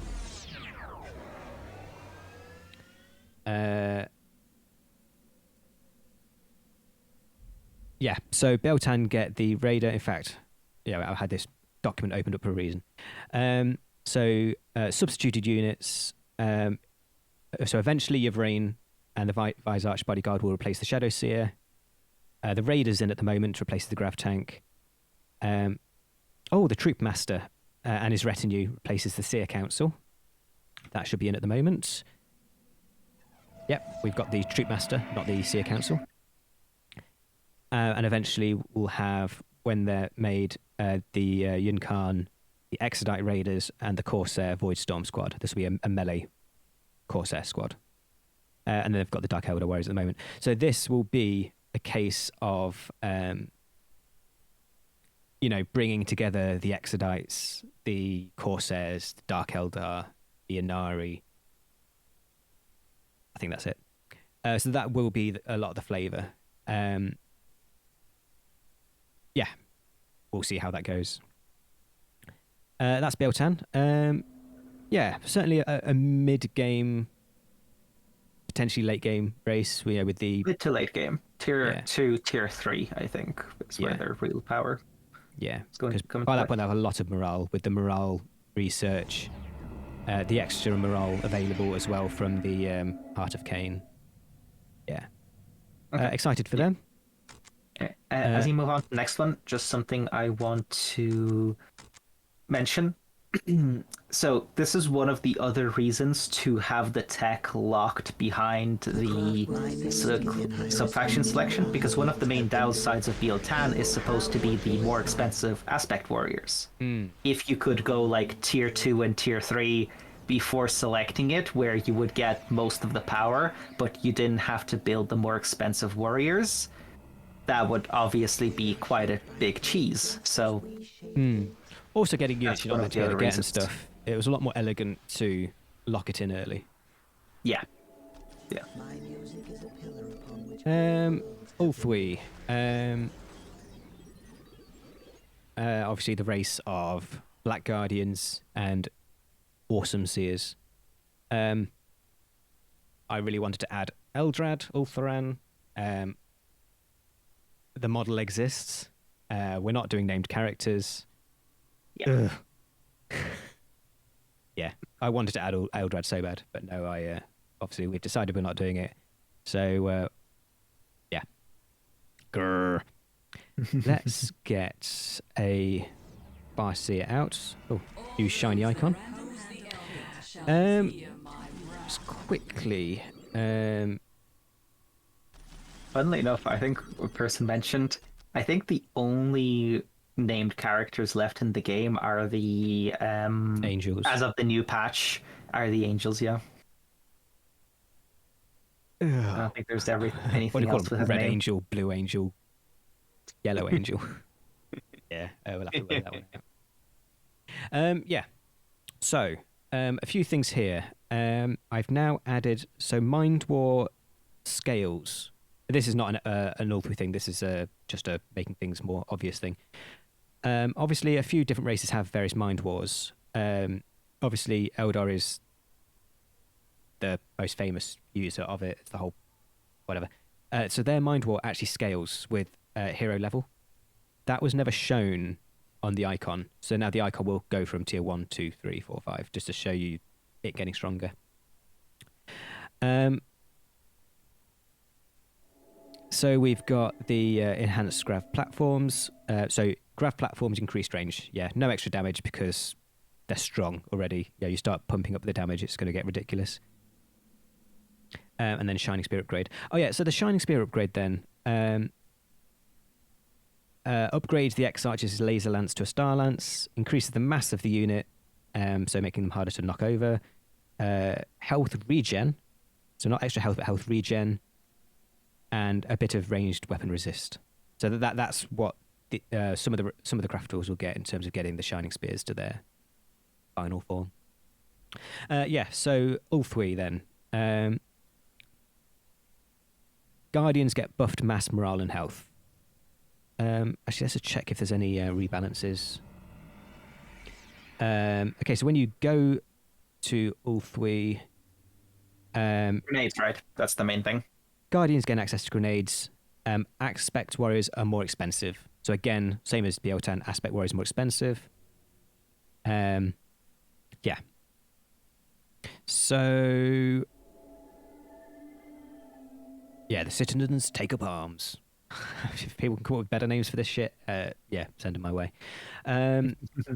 Yeah, Guardians gain buffed mass, morale, and health. So this is heavily early game because Guardians are not cheap, but they are pretty good. Obviously, Especially once you start getting their platforms. Yeah, you get the platforms when they get grenades with Ulthwe, and then which will be in actually be in tier 0 because you can choose the Craftworld in tier 0. So they'll get grenades in tier 0, well, the plasma grenade. And then the moment you hit tier 1, you get this, and then they've got buffed mass, morale, and health. Very strong early game. The flip side is your aspect warriors are more expensive, but unlike the Biel-Tan, they're not buffed. They're just more expensive.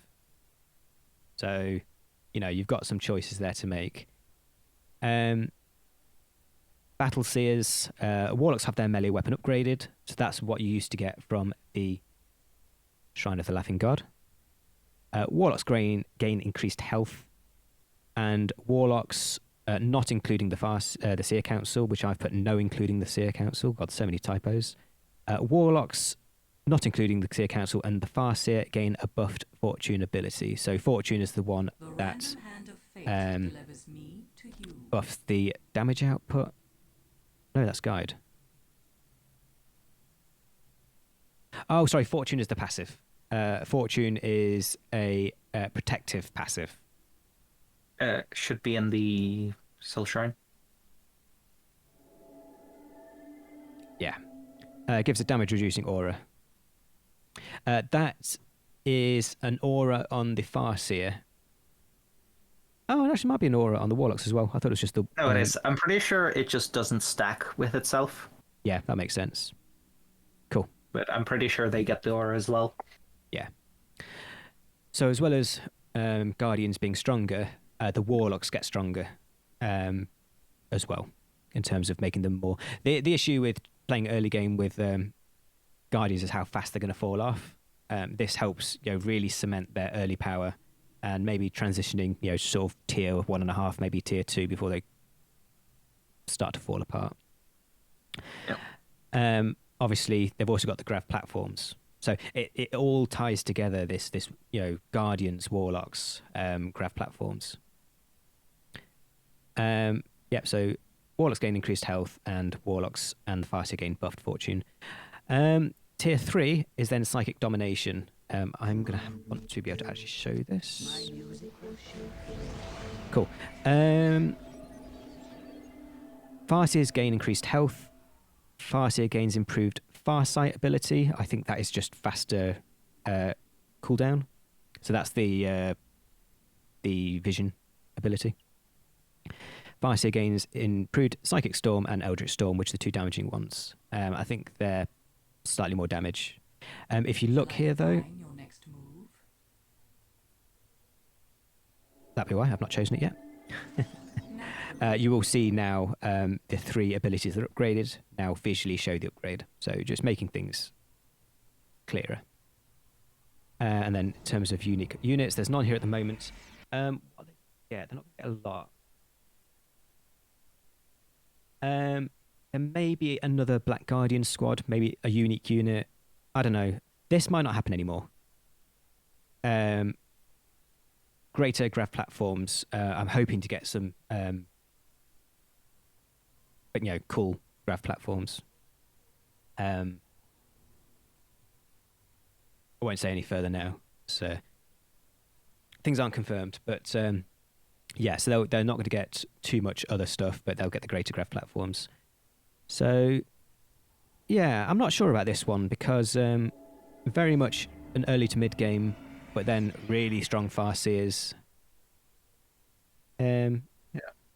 I'm not sure how good the Farseer stuff is, especially in tier 3, because like I doubt it's going to be high damage enough to kill stuff like mass terminators or like tier 3 infantry. But lower tier infantry will die to other stuff anyway. So I'm not sure about the late game Farseer power, how strong that is, but I know that the early game power of the Guardians would definitely be strong. Like them having grenades is a big deal, especially since they're one supply. Yeah. That's a lot of grenades. Yeah, it almost might be in some ways a bit of an IG type thing, infantry Where you spam. can just mass the hell out of them, Yeah. I mean, the shortcomings, to be fair, Eldar got so much that the late game doesn't have to be infantry based anyway. God, there's another thing to show today. I totally forgot about the super heavy rework and the knight. So there is enough late game stuff that maybe Eldar would then just be transition out of infantry, or still, well, I don't know, whatever. There's enough late game stuff. But I was thinking the greater grav platforms, maybe if there's something more like tier 3 type thing, that can. Yep, that can take the force of their late game. So we'll have to have a look at this again when they have all of their special units and all of that implemented, because right now it's just a bunch of changes to the faction, but there are no special units as of right now. So when those are implemented, we'll have to have a look at this again and see how it all feels. I almost feel like the greater grav platforms could act like mobile shield generators. Like the Araspida for Dark Elder? Yeah. Yeah. Because if that's in then tier 3, that's another opportunity to give more durability to the Guardians, even if it's that's a good point. only. It could have different abilities so that infantry medium get like 50% damage reduction, but then all others get like 5-10% type thing to not make it absurdly OP on other units. Cool. We'll have to have a think. We need to see how this race transitions to the late game. But that said, not every race has to have a super strong late game. Yeah. No, I think the early power is already going to make Ulthwe pretty good, especially in like 1v1s and things like that. Yeah. Iyanden. Command me to build. So Iyanden is the Craftworld that's had a very, very low population for a long time. They rely heavily on Wraith constructs. Let's quickly just check if there's any initial rebalances.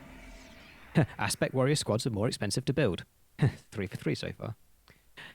That might be the only 3 raffles that's the case for. So Art of the Spirit Seers. Call upon the experience of Iyanden Spirit Seers to help your Wraith Lords. Wraith Lords gain increased movement speed. Faster Wraith Lords, basically. Yeah, good. They are slow and lumbering, similar to Dreadnoughts, so making them faster is actually a big deal. Yeah. Melee units being faster is good because then they can get into melee faster. Yeah. So. And then in tier 2, Wraith Lords have increased health. So, so far, buffed Wraith Lords. And also, these get the Wraith Bone, if I remember correctly. Yeah. Yeah. Nice new icon. The last icon was so fucking shit. Although, plot twist, the webby graphic is actually from the old icon. I actually surprised how good it turned out. Considering how bad the old icon was. So they get Wraithbone regen and Shining Spears. So the tier 3 upgrade then is certain Wraith units cost less resources. So Wraith Guard, Wraith Blade, and Ancient Wraith Guard.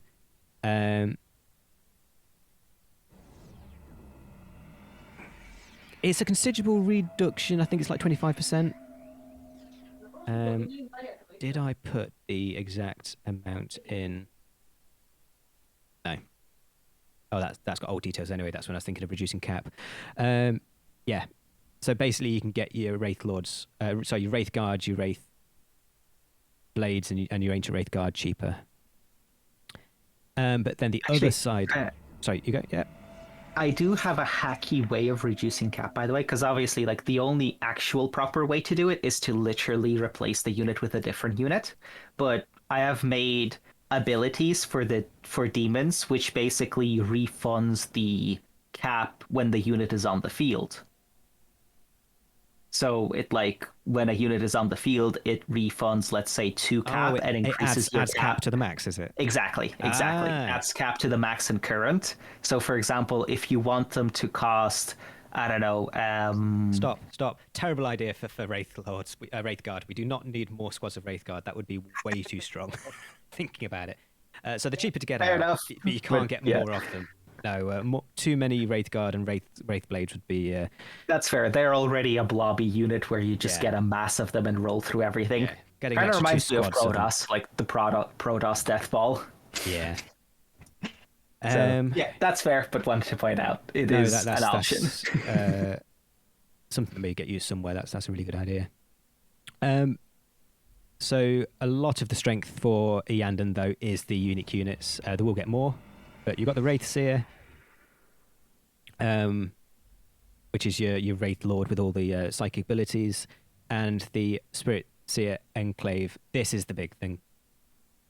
They're not particularly tanky, and they're not particularly good at combat or anything. So I'd put them in hold fire stance and keep them near Wraith Guard. But they do buff the armor and move speed of Wraith Guard and Blades in range. So that is the big buff. The thing with these is it's such a potentially powerful buff that having it as a permanent research will be too strong. Having it as a AoE ability on a relatively squishy squad, which means the enemy can kill it, curbs the power a bit. But yeah, just having Wraith Blades. I mean, I know you can do a transport micro, which it should be anyway. Just having Wraith Blades being able to walk into combat faster and Wraith Guard reposition faster is hella strong. Yeah. Yeah. So even if you transport them into combat, the enemy unit will start running away, and then they'll have trouble catching up. Yeah. So, and there's no intended units to be added at a later date. This is all the race needed.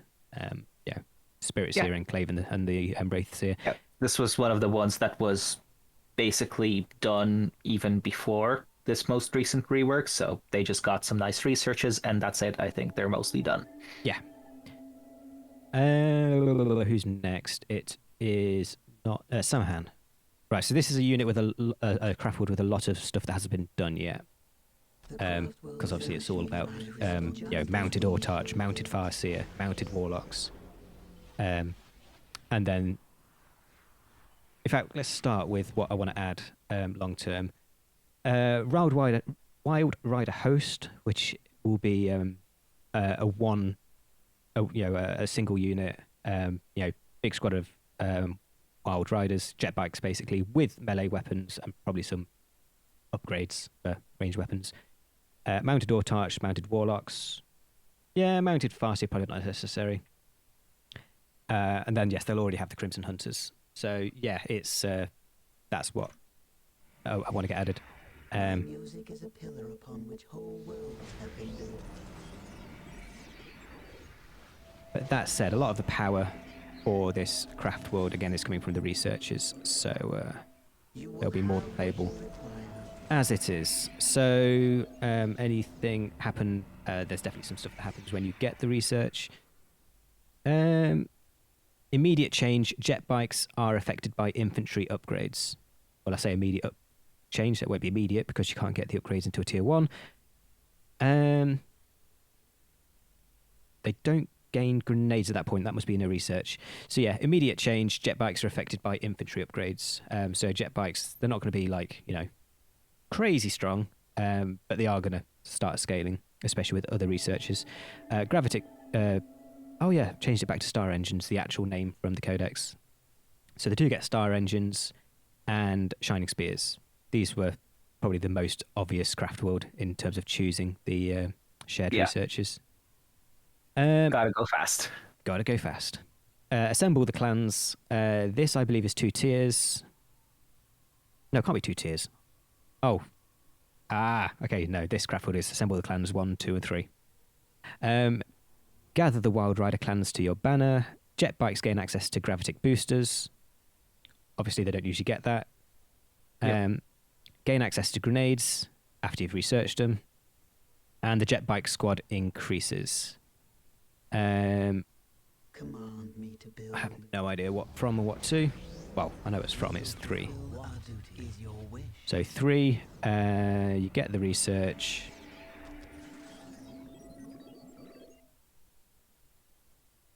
Guardian 4. Squad So ready. by 1. Oh, sorry, yeah. Brain fart. Assemble the clans 2. Jet bikes gain increased health and mass. So they're going to get increased health and mass, and they're also going to get more health from the infantry upgrades.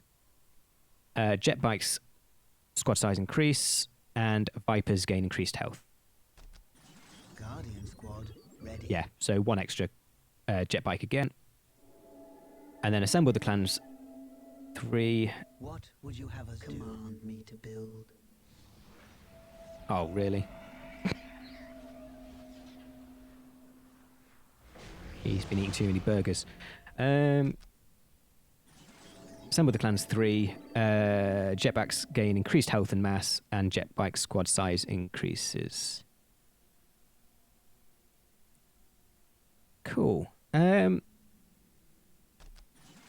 again, Guardian Squad ready. it's gonna be a lot more unique, and there's gonna be more stuff to it when the kind of new heroes go in. Because keep in mind, mounted heroes, it's gonna also re-evaluate how that hero works fundamentally because of all of their upgrades and their general power. So this is probably one of the most work in progress craft worlds, I think. Yeah, Just now because that I of look at the the researchers, fact that that is for they- sure. Yeah. Yeah, I- just because the heroes and the gotta go fast thing isn't fully implemented yet. I think once you've got the mounted warlocks in particular, Yeah, protecting the jet bikes. 'Cause That's the jet gonna bikes be are getting powerful. a hell of a lot of health and mass and squad size and all of that, and they are very Yeah. fast and they've got grav boosters. It's certainly going to need a lot of micro, but there again, the whole point of Saim-Hann is hit and run. I think a lot of the key thing will be the Wild Rider host as well. That will probably do something interesting. yeah.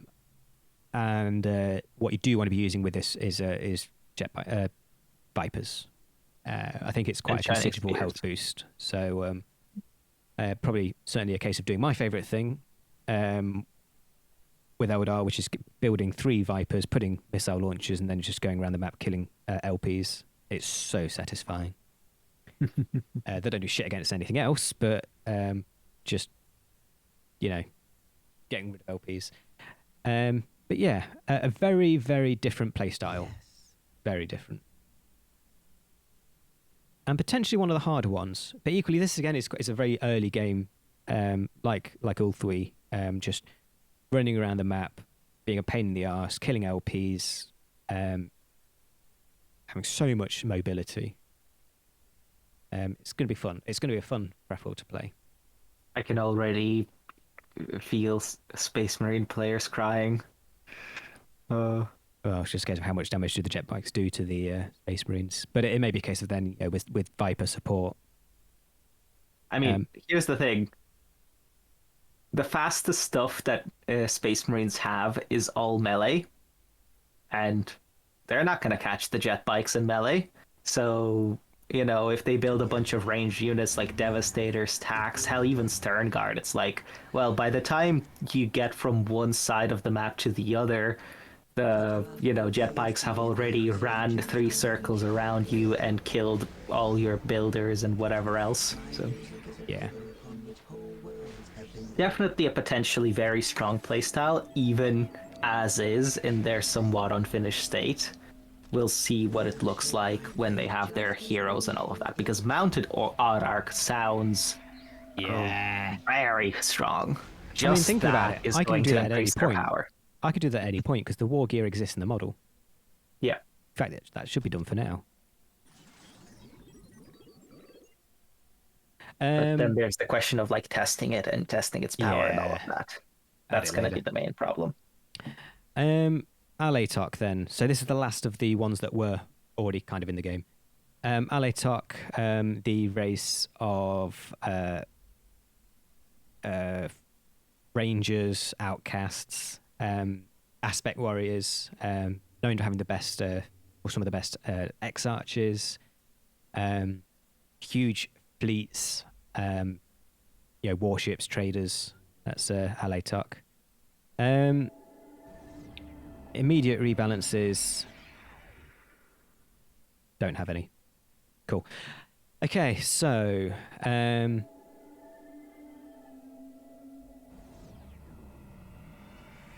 we've got the Corsairs. We've got the Crimson Hunter. Oh, actually, that's a good point. I'm pretty sure. Oh no, I said that was. Oh, I did the wrong building. That was Altansar. Oh well. I'm pretty sure these have, Crimson Hunter. So as Biel-Tan, you've also got the Crimson Hunter. So you've got the Corsairs, you've got the Crimson Hunter, because they're very well known for Crimson Hunters, the Alaitoc Craftworld. Star Striders, which are already in the game. Was there any other plans? Yes, the Corsair Prince. So we've got the Seer Council and the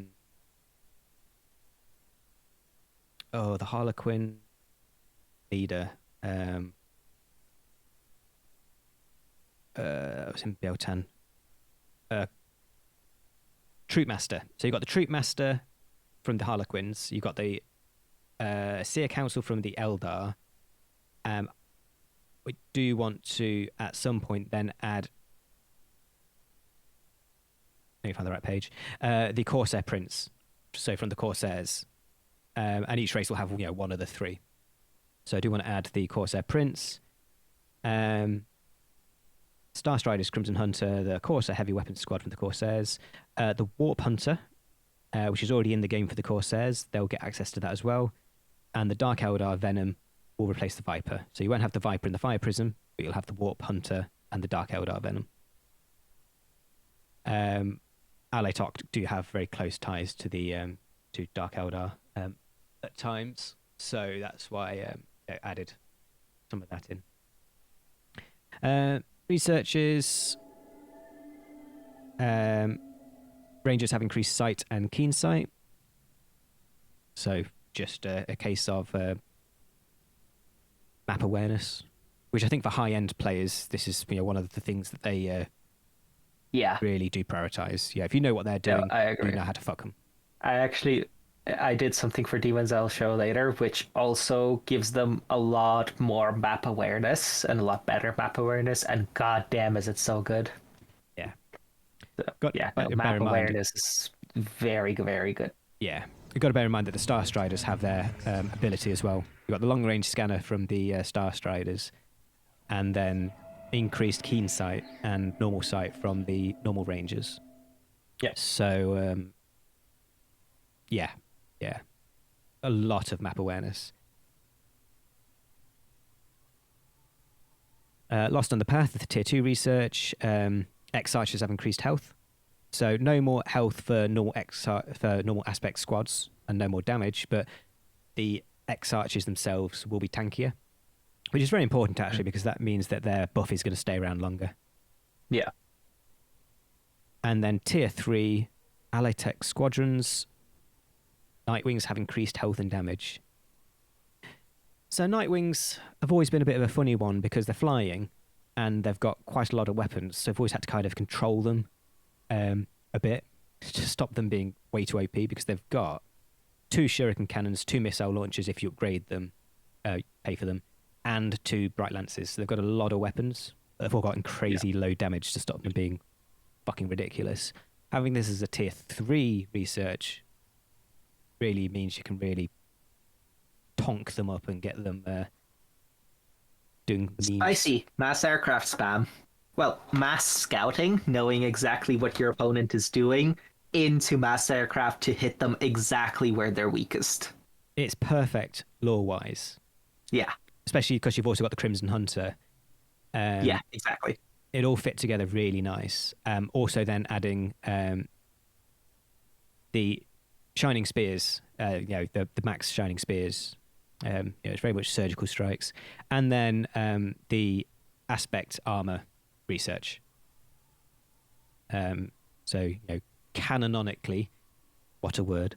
It all fits together super nice. In terms of anyone who's read Eldar books, a lot of them do deal with Alaitoc. It's really nice to try and capture that feel for them in game. Going to any thoughts on Alaitoc? I think we probably said everything. But, any thoughts? I mean, I've already said what I thought, which is goddamn, that's Yeah. gonna be spicy. It's funny that the one you kind of feel is going to be the most spicy is the one that in some ways is not giving any more damage or anything. It's literally just map vision. It's But such a information is thing. key. This is an RTS. Information is key. If you've ever seen high-level StarCraft, too, especially, Yes, yeah. it's a poker game. Yeah. And they keep referring to it as a poker game, and there's a reason for that, because information is everything. And especially for Eldar, which is Exactly. Because strictly a case Eldar of- need to get specific counters for specific units. Information is just that more important than it already is. and what it also means is better decisions on spending your aspect upgrades. Yeah. I think is a key point to mention as well. So looking at the Saim-Hann color scheme, because I mistook Altansar. I mean, come on, it's obviously pink. It's obviously Altansar. Okay, so we're gonna have to use Saim-Hann. While we look at Altansar, I've always had a soft spot for Altansar. The lore is very cool. For those that don't know, they were trapped in the warp for millennia. Their Craftworld got dragged in. Morgan Ra, the Dark Reaper Phoenix Lord, went in, rescued them. Sadly, they've been in the warp so long that the rest of the Eldar don't trust them. So, bit of a shitty situation for them. But yeah, I was looking forward to. I mean, there doing was them. that whole thing with Ynnari and the Craftworld getting overtaken by a gene stealer cult, so Yeah. I can understand why. Well, on that subject, then, so first thing then for Altansar, unique units and substituted units, they are going to get the Yun-Khan and Yvraine. They're not going to get much else apart from the Hemlock Wraith fighter that they've already got. But there will be another race getting some Ynnari. So again, original plan was just for the Biel-Tan to be the Ynnari race. But once the focus of the different craft worlds moved away from unique units and went to the researchers, I then had the opportunity to, give some of these interesting units to more than one craft world. So, for example, I I'm think pretty it's sure. fair. Yeah, I'm pretty sure things like the Wraithseer are going to be in another craft world. I think they're in whatever. But some of the things that originally I assumed would only give to one craft world have now gone to several. I don't believe they have any initial rebalances. Nope. Cool. So obviously, for those people who don't know, the craft world is famous for their Dark Reapers, and also for Swooping Hawks. The reason being that Baroth, the Swooping Hawk Exarch, is Morgan Ra's closest ally. I think they might also be brothers, actually. Either way, so Altansar are known for those, not just Dark Reapers, which might be the sort of the surface level image, but for Swooping Hawks as well. So the tier 1 research is Swooping Hawks gain increased health. Very simple, just, they will get the tankiest Swooping Hawks, especially because this race also gets the aspect armor research along with the Grav platform. Tier 2, Dark Reapers gain a long range but mild morale draining aura. So anything that is within like 50 range of the Dark Reapers will have their morale slowly drained, kind of like demons. I decided to make it quite a big aura, so quite a low drain, but it does stack. so you can have several Dark Reapers, increasing that Oh, morale wow. drain. This will That need sounds- balancing. I don't know. I think I've got it okay. It could be a meme. I don't know. That will need that's one thing I was uncomfortable about. Oh, this might be embarrassing on the first iteration, but we'll get it perfect.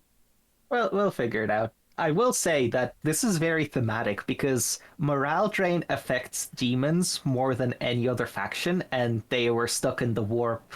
Sorry, in the webway, you said? In the warp, They were stuck in the warp they were stuck in the Eye of fighting Terror. demons. Yeah, they got dragged into the Eye of Terror for several millennia. Yeah, so they were stuck fighting freaking demons. So this makes so much thematic sense. Didn't think about that. Yes. Oh, I'm happy with that. Yeah. Yeah. And of course, the other thing they do have is the Hemlock Wraithfighter, probably the king of the morale drain. Yeah, So much so that it thing drains is... your own morale as well. So, Yeah, it is terrifying. and then my original plan. So your needs embrace is, I think, something mentioned in lore. I think Altansar was promised a boon from Yvraine, which was your needs embrace or something like that. This is in the lore. I was originally going to make it so that all of the Altansar aspect warriors have no morale, but it was not possible in the engine because that again need squads to get substituted out. Changed. Yeah. So instead, aspect warriors gain incredible morale regenerate. It's basically meant to be, to all intents and purposes, infinite morale. Yeah, and we can always tweak that around to make it nigh infinite. Like, yeah. Yeah, we need to see how it's. The thing with Eldar is it's not about morale in terms of their main weakness. It's squishiness. Yeah, they're no more tanky. They still just get butt fucked. But I thought that was like, It's an interesting one, especially on heroes, because like on normal aspect warriors, yeah, sure, they'll probably get killed before their morale runs out, but heroes specifically can survive quite a bit even with their morale depleted. So this would be specifically good for them. Yeah, obviously this doesn't affect the heroes. It's Sorry, only it's aspect just the warriors. aspect warriors. Yeah. I mean, striking scorpions definitely would benefit from this. Yes, I think that will be the biggest benefactor. Yeah. And potentially the no, I think yeah. But I figured they've spent several thousand years in the warp. They've seen horrors that very few other Eldar Craftworlds They've seen have. some shit. They've seen some shit. Yeah, really happy with Altansar. This stream is going to be long. It's going to be a pain timestamping all this. Who we got next? Il-Kaith, the big change. This had probably more discussion in terms of between the team than all the others put together. I really should know. I think Il-Kaith is green. Oh, yeah, because Lugganath is orange, yeah. So Il-Kaith are famed for the skill of their bone singers, their buildings. Just the bone singers are total masters of their art. So that is Il-Kaith. So how were we going to do that when this is a war game, not Sim City? It took and a lot of plans changed because, like, originally I was going to only give Bone Singer teleport to Il-Kaith, but then I think it was Oleg saying, well, sure, but it's such a key part of Eldar, and I was already nerfing Eldar in many ways, left, right, and center, to make space for their buffs in terms of their intended play style, that we had to be quite careful not to overbuff, but also to over nerf. So yeah, it ended up quite interesting. So initial stuff. So the Bone Singers get the jump immediately. When you get Il-Kaith, the Bone Singer jump research disappears, and they just get the jump immediately on completion. Bone Singers are affected by infantry upgrades and get buffed health. So I think they're usually 320 and now at 420. Okay, it's not That's- actually that much. But, Oh, that would be hilarious. Sorry, because like Bone Singers actually have more fighting potential than most other builders, ironically, funnily enough, because they have their swords. Oh shit, yeah, they do. So, Memes. you know. I can really go down the meme rabbit hole with this. Yeah, exactly. Just build a bunch of them, teleport them into the enemy base, smack shit around. It's not good, but goddamn, do I like the memes. Yeah, so if you're smashing someone enough, then you can just do the finishing blow with Bone Singers just as the ultimate teabag. Yeah. Yes. And then a final thing is that the heavy weapon support platforms gain access to more weapon add-ons. That is the turrets, not the mobile craft platforms. Yeah. So let's build a turret. I believe anyone who's played Salcols will recognise the extra options. These have always existed in the game. Well, no, I mean the files have been in Ultimate Apocalypse for 5-10 years. Salcols did enable them. So basically, usually you only get the D-Cannon upgrade. We've now got the Shadow Weaver upgrade and the Vibro Cannon upgrade. So Shadow Weaver is long-range anti-infantry AoE. Oh shit, I forgot to say. Warp Spiders. Big change to Warp Spiders is they now have a low amount of AoE because it's the monofilament wire concept. It's low AoE, but Warp Spiders have had the damage reduced and AoE added. Which does mean they'll be better against massed units, but also not redonkulous against Space Marines, that sort of thing. Yeah. So Shadow Weaver and Vibro Cannon. So Shadow Weaver, if you just need better anti-infantry than the scatter laser, obviously you'll use D-Cannon for anti-vehicle and anti... if you need disruption rather than AoE damage, yeah, they both have AoE, but it's more a case of disruption for D-Cannon and knocking back, and Shadow Weaver for just AoE core damage. Vibro Cannon is anti-structure, but it also has the best knockback of these, so I guess you could build them for knockback. But Il-Kaith get the relocation, so I guess you could do some beams. You could turret rush. You could, get a webway gate, teleport, get a webway gate near your opponent's buildings, and then just teleport a bunch of turrets there. Yeah. Which has always been an option for base Eldar, but it felt too strong. Like being able to relocate your entire base whilst really cool was just way too powerful for even base Eldar. And now with all of these other fun ways and fun toys, it just felt way too strong. Yeah. And I'm actually glad it's gone. It's nice to have that put into a single Craftworld, the relocation. Yeah. Because the other thing is that it closes up design space. Because it was a thing for all Craftworlds, there is fewer things we could do. Yeah, we needed to always keep it in mind, and there's fewer things we could do with them. So now the design space opens up for other building shenanigans not concerning relocation. Yeah. That said, you may want to build the odd Vibro Cannon if you want the best knockback, because it does have better knockback than the D-Cannon, and it's longer range. So it can be built purely for disruption, because it also slows movement speed while knocking back. It's very disruptive, just doesn't do insane damage. So that'll be fun. I think a lot of people will be very thankful they didn't do my other idea, which was to only give Il-Kaith the Uber turret add-on. At some point, I was toying with the idea of making this an Il-Kaith special. I don't even think I had to get talked out of that. I think that was a dumb idea because it is such a key part of Eldar base defense. No, it is. But I considered it, and then unconsidered it. Researches. You've got the grab platforms, and you've got the Wraithbone regen. Wraithbone regen was quite good because obviously they're not really getting a whole lot in terms of fighting units or fighting buffs. So really shoring up the mid to late game. Honestly, this might be the most turtley Eldar. where it's like, you build up your base, you build a few turrets and send them where you need to defend, and then just rush like tier 3 Yeah, or something. especially when we go through the researches, that will fit that playstyle really well, which I think probably that's why it's occurred to you. Yeah. Tier 1 research is just relocation matrix, the one that unlocks the building relocation. Tier 2 structural shielding. This is where it gets interesting. So the Il-Kathian bone singers use their art to protect their structures from damage.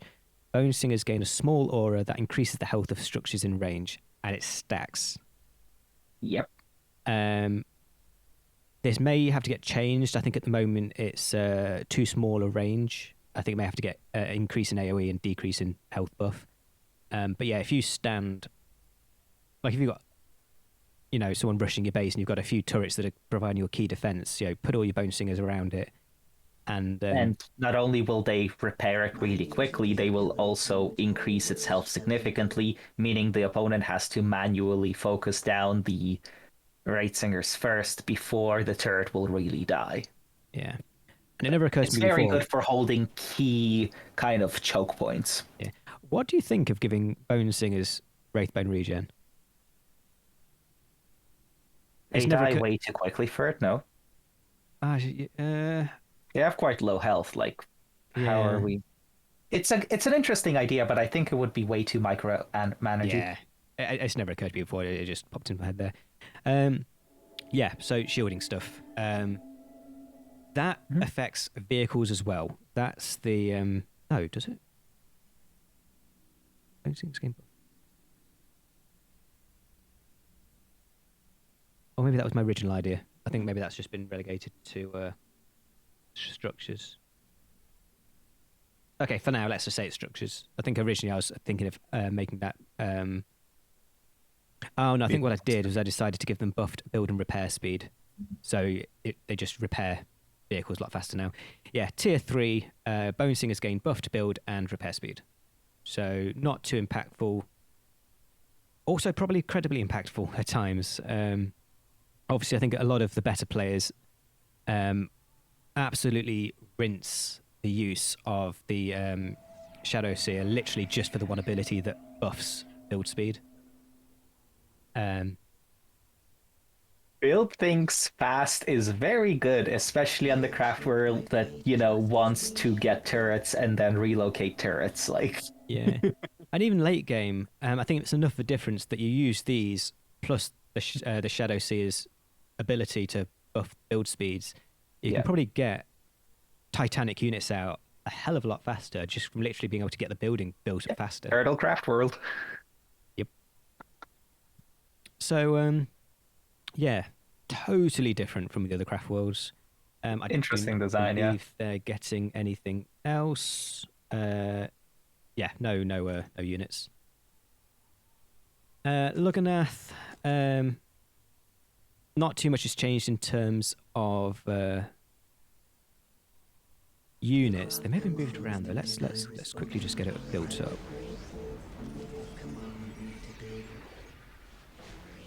Obviously, I could have just called this Harlequins, but the Harlequins aren't a Craftworld, and Lugganath are famed for their relationship to the Harlequins. But this literally doesn't have anything to do with Lugganath. It's more just you playing Lugganath and getting all their mates to come and help.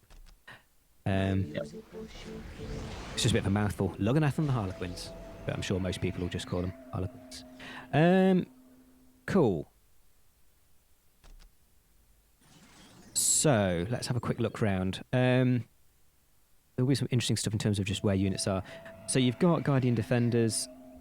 You've got the Mimes, which are really quite damn good. They are very good, yeah. This is probably one of the Craftworlds that is more so focused on their unique units rather than the researches, because you just get a lot of unique units. Absolutely. The Bard is really good. The Death Jester is very, very good. Yeah, I think stuff's stacked changed together. with him. I don't know if I was adjusting hefty increase in price. You got the Bard and the Death Jester. Finally got a better image of the Death Jester. It's quite fun to make that. In fact, that looks like something out of some sort of cyberpunk, old 80s cartoon. It does, yeah. I was really happy with that. Did I redo most of these? I think Yeah, I actually think everything got redone in terms of icons and units. So all of these are new, and that includes all of the. Right. Yeah. Okay. So let's do building by building. So yeah, this is all pretty similar to how it was. You've got the Troop Master. Cool.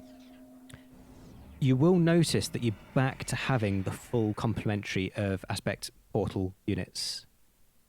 They're not getting replaced. No, because I cleared out the Soul Shrine. I had the opportunity to put the Harlequin mask and the Shadow Dancers both in here. Because I think before we were losing Wraith The Blades. Shadow Dancers don't get reduced by AI stuff. What was that? The Shadow Dancers don't get included into the AI cost reduction. But I don't think we'll have the AI get Harlequins as a sub-faction, so it's not a big deal. Yes, probably not. Yeah, so yeah, you used to lose the Wraith Blades, and you used to lose, I assume, something else. Can't remember. Either way, yeah, you're getting everything. You're then still getting the Venom, replacing the whatever the first tank is, the Wave Serpent. Mockingbird, getting rid of the Fire Prism. Yeah, it's just those. Yeah, so things aren't too different in terms of units, but just a bit of a shuffle round. I think it's a bit elegant than it used to be. They get the Shining Spears, because they're very mobile. Yeah, Harlequins are mobile, so Shining Spears made sense, along with Star Engines. And then the researches, Deathly Performance, Harlequin Mime Squads gain increased health and damage. In a way, this was a way for me to even out the power curve, making them slightly weaker in Tier 0, and then being able to transition them into Tier 1 better. Because they it's a also shame. got special weapons in Tier 1, so... Yeah, it was a shame. Either had to be... It was difficult having them appropriate in Tier 0 and then not having them just fall off. Curious, with the amount of different playstyles, how do you factor balance against other factions? So all factions are going to get 4 or 5 factions, sub-factions. No one else is going to get what Eldar are getting. In many ways, I've been very honest about this. I've made this for me. I started modding to make this system. I've never not said that, and I know some people will take offense to that, because it is favoritism from me. There again, the rest of the dev team put 0 time into Eldar, so whatever. I think the main thing in terms of balance is what you have to do is not necessarily think about balance against other factions, although that does come into it. You have to visualize the power curve, and as long as you don't deviate too far away from what is appropriate in general, you should be fine. So, for example, there are some things that are quite strong, but they're very expensive, take a long time, hold up other stuff. There's a lot of stuff taken away from Eldar in general. It's just like making sure that the average power curve doesn't go wonky. We may do it badly at times. I think a lot of the time we do it very well. But yeah, you see a lot of these. I think what we've done in some ways is we've nerfed Eldar in general, so that each Craftworld can then get buffed in a certain way. Unique aspect, because there's some and demons huge have a nerfs. similar concept. I've hugely nerfed Eldar. So firstly, the final building you get in Tier 5, which gives you a shitload of relic. Does that even give it relic anymore? Even if it does, that is now limited to 1. Wraithbone regen getting removed is huge. That is probably the single biggest nerf. Getting rid of the final Shining Spears stuff is huge. There's a lot of the big stuff that's been removed from Eldar in general, so that gives space for the Craftworlds to then buff in different ways individually. Yeah. I think that answers that question. Yeah. Yeah. So mimes. we could talk for like a good hour about how the hell we try to balance, 12 factions and then also unique sub-faction playstyles on top of that. But that's a topic for another day. Yeah. Yeah, so deadly performance, Harlequin Mime squads gain increased health and damage. Harlequin Guile, Harlequin Mask squads gain infiltration. That is one that was removed from the Shrine of the Laughing God. So again, no one else is going to get that now. Harlequins will always be visible. So again, another general nerf to Eldar. Vengeance from the Webway is basically Shadowseer gains infiltration. Again, that's from the old Shrine of the Laughing God research. And Shadowseer gains increased health and weapon damage. I've already buffed the Shadowseer a hell of a lot in terms of damage. Combat stats in general, because it used to be the same health as a fucking Bone Singer. Yeah, it was very squishy. Yeah, and I get the idea, long range, powerful spells, but equally in lore, Shadowseers are fighters. All Harlequins are masterful fighters. But no, this means that although everyone gets a Shadowseer, Lugganath and the Harlequins will gain a Shadowseer that is actually a proper combat unit. So this, I believe, is a very, very notable buff to health and weapon damage. It's nice, yeah. That said, none of these are particularly huge. Again, it's a faction more focused on the special units than on the researchers, hence why the researchers are somewhat more basic. Yeah. But, they had a lot of stealth. So there was no reason, I think, for everyone to get stealth Shadowseers, stealthed Harlequin masks. But that's why they're so cheap. 100, 100, 150, 150, 200, 200. Yeah, these are the cheaper end of... Yeah, that is Harlequins. I don't believe there is anything we need to add.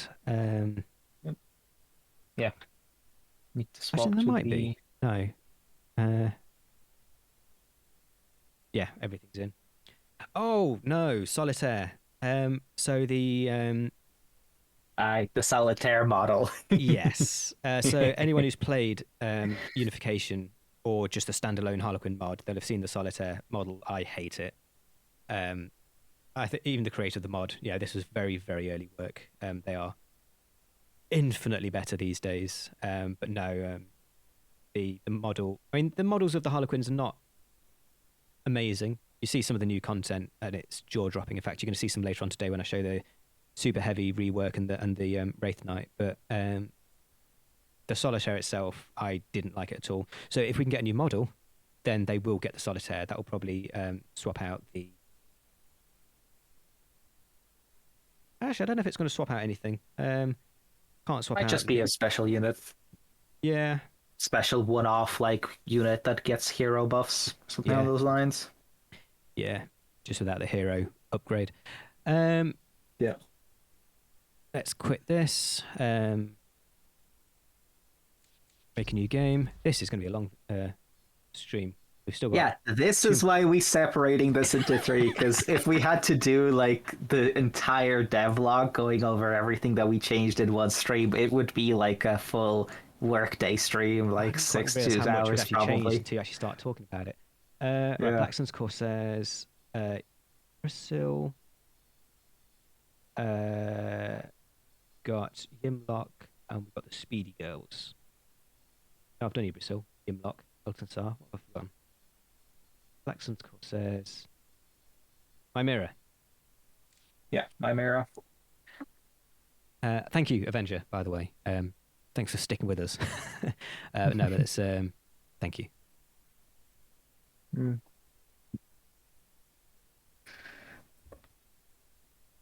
Enemy sighted. God, I really should know the colours better. Okay, so that's Black Sun's Corsairs. Which one of the 2 red? Fuck's sake. Basically, I've not even touched this game for 2 months. I've been working on a feature film, so my brain is rusty. My brain is also exhausted. I was so tired by the end of the feature. I finished last Friday, I am still nowhere even remotely recovered We yet. are shaped by fate just as I've never we been so wish tired to in my be. life. Right, Iybraesil. My music is a pillar upon which whole worlds have Actually, I think this is right because the darker green is Mymeara.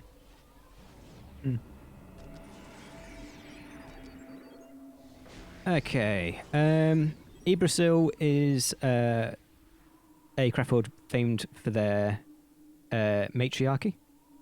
Very, very well known for their Howling Banshees. The Crone's handmaiden. So the Crone is Moray Heg, which is again nicked off paganism. That's Morig High. We are shaped by fate. Yeah, so the just Crone's as we Deathly wish Handmaidens to be. were a very We are shaped by well-known fate just as group we of, shape it. I assume, Howling Banshee ex-archers, maybe? Whatever. Nothing remains unchanged by the I music don't of think they've got any creation. initial rebalances. Nope. Units. Iybraesil. No changes to units. So this is not going to be a case of the Howling Banshee Craftworld. This is going to be the infantry mobility Craftworld. So you've got the aspect warrior armor and the craft platforms to support them. Howling Banshees gain increased armor. That's not armor class, that's armor value. So just Howling Banshees being a bit Just tankier. tankiness, basically. Yeah. I don't think at this point they're as tanky as Striking Scorpions still, but they are just, a little bit more tanky. The big one, infantry gain increased movement speed, and I have absolutely no idea what I did with the third one. The Crone's Deathly Handmaidens, Howling Banshees gain a short-range morale damaging aura, and further increased health. Cool. So the Banshees are going to have their tier 2, assuming you're not weird. Actually, to be fair, you could play Iybraesil just for the infantry speed buff, to be honest. But no, then why would you not use their fastest? No. If you're going to play Iybraesil, you're going to get the Banshees. So not only are you going to get the tier 2 improved Scream, but you're also going to get a constant morale damaging aura. So very much a morale draining concept. Which is what you want to do. You run shitload of things in, kill all the morale so that your squishy units aren't going to get killed as fast as they might do, and profit. Well, that was the fastest Craftworld to talk about. What do you think? Well, clearly, as could be inferred from the fact that it was the fastest one to talk about, this one I feel like is the most lacking in flavor. Where I'm not sure in terms of balance. I think in terms of balance, they're fine. Like, Banshees are an early game unit, so being able to just be like, fuck it, I'm getting like 3 squads of Banshees tier 0 and just scaling them all the way up to tier 2 isn't bad. It's not something you can do in all situations, but especially versus something like Demons, let's say, where building ranged units is kind of iffy. Especially since you said Banshees get grenades now, right? Yes. All aspect warriors get the full complement of grenades. So, like, now that they have grenades, having melee Banshees with grenades is probably, and especially their morale drain makes them really good versus demons. So, like, this is a direct counter to demons. So, in terms of balance, I think they're okay. But in terms of flavor and design, this is the most meh one. Like, it's probably the weakest one. It'll need either special units or Needs something. other stuff. It needs something extra. Yeah. I think one thing to bear in mind is the swiftest host, the tier 2 research. This is infantry gain increased movement speed, not aspect warriors. Yeah. So in terms of all strength, infantry, it does include the wraith units. Yeah, that's fair. Yeah. But yes, I agree in terms of flavor. If I was going to do the other Craftworld that we hadn't done, or if I was going to do Ynnari as a separate Craftworld, this was the one that was going to go. But that said, from a gameplay point of view, from a gameplay point of view, it works fine. Yeah, purely because of the infantry, just global infantry speed boost. It's a powerful Craftworld. I agree it's a boring Craftworld. I hadn't quite realised how much to an extent that was true until now, but yeah, Yeah. Yeah. I'll have a look at I'll have another look at them. Maybe they've got some ties to Corsairs or something. My original idea was to make a squad called the Cronus Deathly Handmaidens, but that said, they're not meant to still be alive. Plus, the improved. I think I changed the models. Actually, did I change the models to the ones in Unification, which are a bit nicer? I don't think I did actually. I think it was just Thingy's army painter rework of them that made them look so much nicer. Don't think I did change the model. Yeah. Either way, Iybraesil. Mymeara next. No, Yme-Loc. Oh, which is these guys. It's all coming back to me now. I like this one. I do like this Craftworld a lot.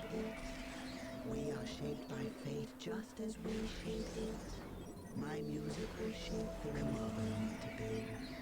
Right, so for this one, I might as well use this as an opportunity to do some more stuff. That's not just for Yme-Loc, but they will get more out of it. Let's have a quick look at... actually, no, we'll look at that later, for reasons. Initial rebalancing, there is none. Cool. So Yme-Loc are known for their engines of fall, which are what the Eldar call their big war machines. So everything from the tanks to the titans to floating grav platforms. Yeah, that is what they're famed for, their engines of fall. So we've got, on the Wings of Fall, Wave Serpents have increased health. I think potentially quite an impactful research. I know I love popping striking scorpions in. Can it be Wave Serpents and Falcons, since they serve a similar role, or? Potentially not, because of the second tier also buffing Falcons, but maybe. I mean, they're both like tier 1 transports, no? Yes, but the Falcon has one slot, the Wave Serpent has two. Okay, gotcha. Oh, right. Yeah, Wave Serpent is more of a dedicated transport. Yeah, that's fair. That's fair. Yeah, sorry. The Wave Serpent is the dedicated transport. The Falcon can carry a few, but it's far more about damage. Okay. Yeah, that's fair. Yeah. So I think for a lot of people, that would be a very impactful tier 1 research because... yeah, it will be. Wave Serpents are awesome. Yeah, because adding the mobility to stuff... a lot stronger back in the day when morale shields were still a thing. But, you know. Yeah. Then tier 2, grav tanks have increased armor. So, very boring. But that said, there's a lot of very good tanks. And I assume all of these benefit. And then tier 3. The Wraith Knight can teleport for short distances after a small delay. So I have shown a image of the Wraith Knight on the teasers, but I don't believe it's in game at the moment. No, I don't think it's in game at the moment. So, hello, here we go, Wraith Knight. Actually, I think I did show it in the last stream. Actually, so we've got the Wraith Knight, various weapon upgrades. Starts off with a sword and shield. If you start getting the arm weapons, then you lose the shield. The reason we are using this system that you see in Unification is because it gives us the opportunity to nerf the health or armor or something when you get rid of the shield. So yeah, you can get these very good weapons, but you will lose the protection of this scatter shield. This, I believe in Unification, has jump normally. We decided to remove the jump for all Craftworlds. This is available for Eldar natively. But... in order to get it to jump, you need to go for Yme-Loc. Yeah. Yep. You've got Wraithbone regen. You've got Star Engines. Yeah. Basically, the tank faction. Yep. The tanky kind of vehicle Titan focus. Yeah. I wanted... In terms of lore, I guess I could have given them the grav platform research, but a lot of armies already had it. yeah, should be pretty strong. That said, it's quite the changes are quite niche because you're not going to benefit from that unless you get the knight. And as you can see, we've got some stuff to talk about later because there's a lot more super heavies, which will be the alternative to getting the Wraith Knight and Titans, obviously.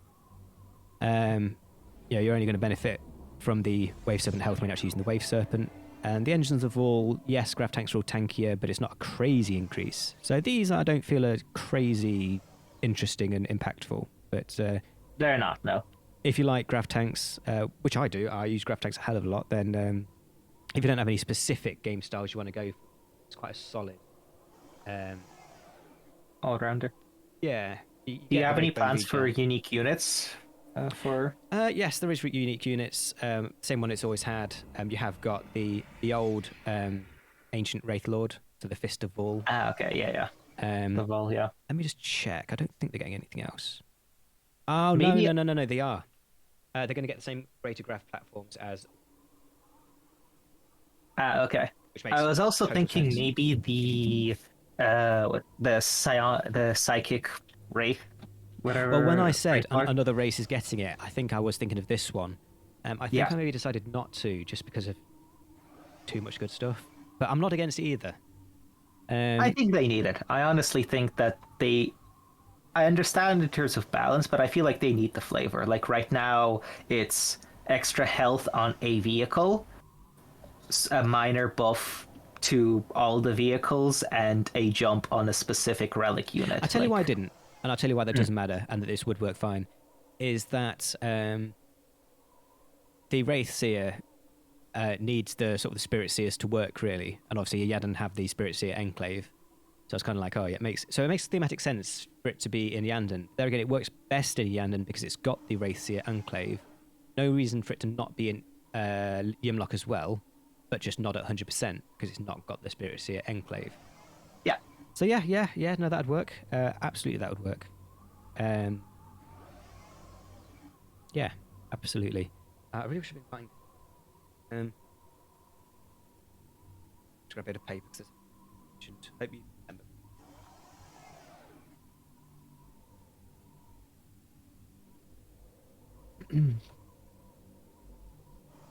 But yeah, chat.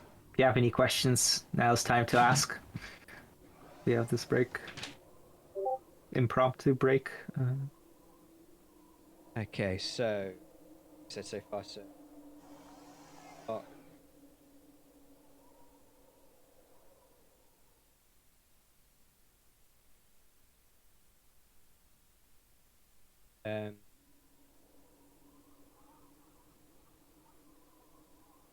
Sure, he said other stuff. Whatever. I've got a bit of paper here now, so next time something pops to mind, I can write it down. Yeah.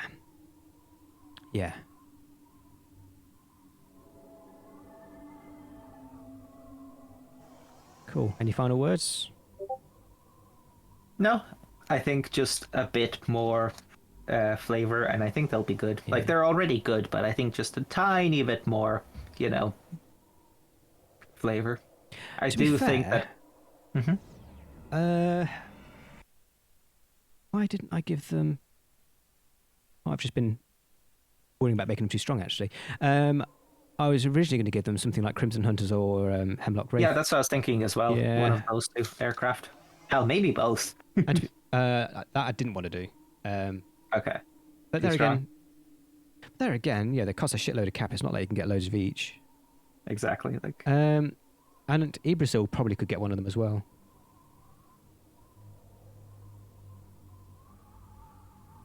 Hemlock and Crimson Hunter. Yeah. No, Eldar best faction, obviously. If I had mods, I'd get them to ban you. No, I wouldn't, because I've only got like one viewer anyway. 2, 3, something like that. I just got a big dingy dong sound, and nothing's in the chat. I thought that was maybe that was like a follower or something. Oh, yeah, it's a follower.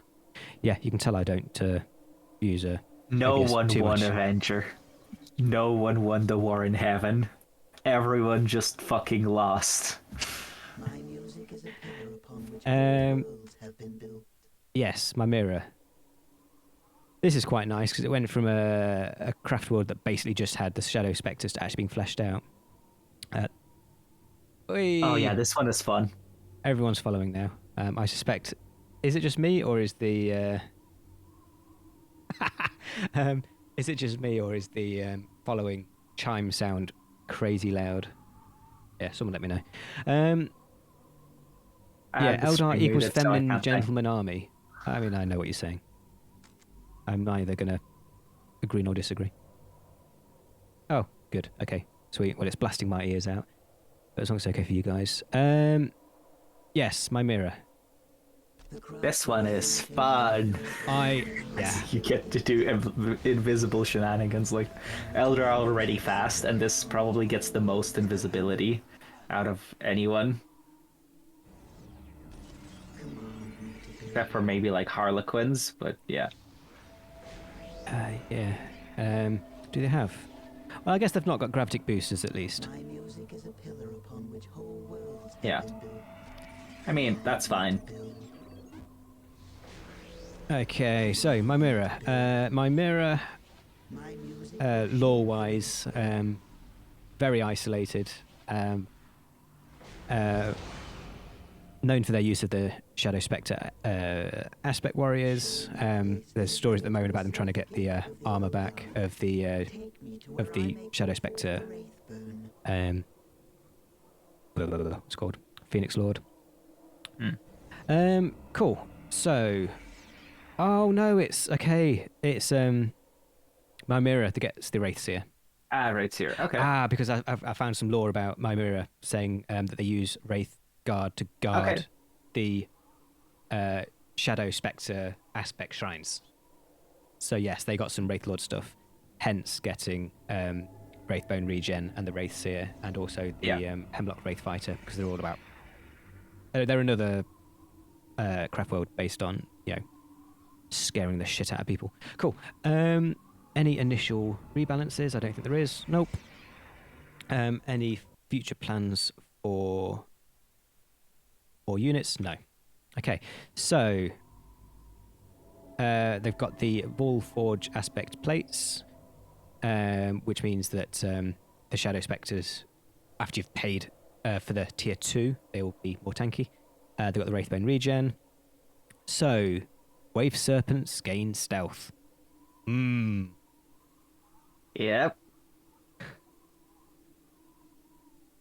Yep. The shenanigans begin, and they Yeah. don't stop here.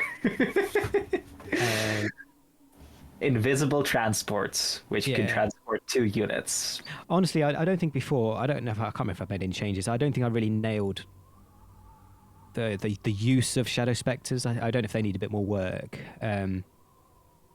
We'll talk about Shadow Spectres later, because Yeah. I have some stuff to say.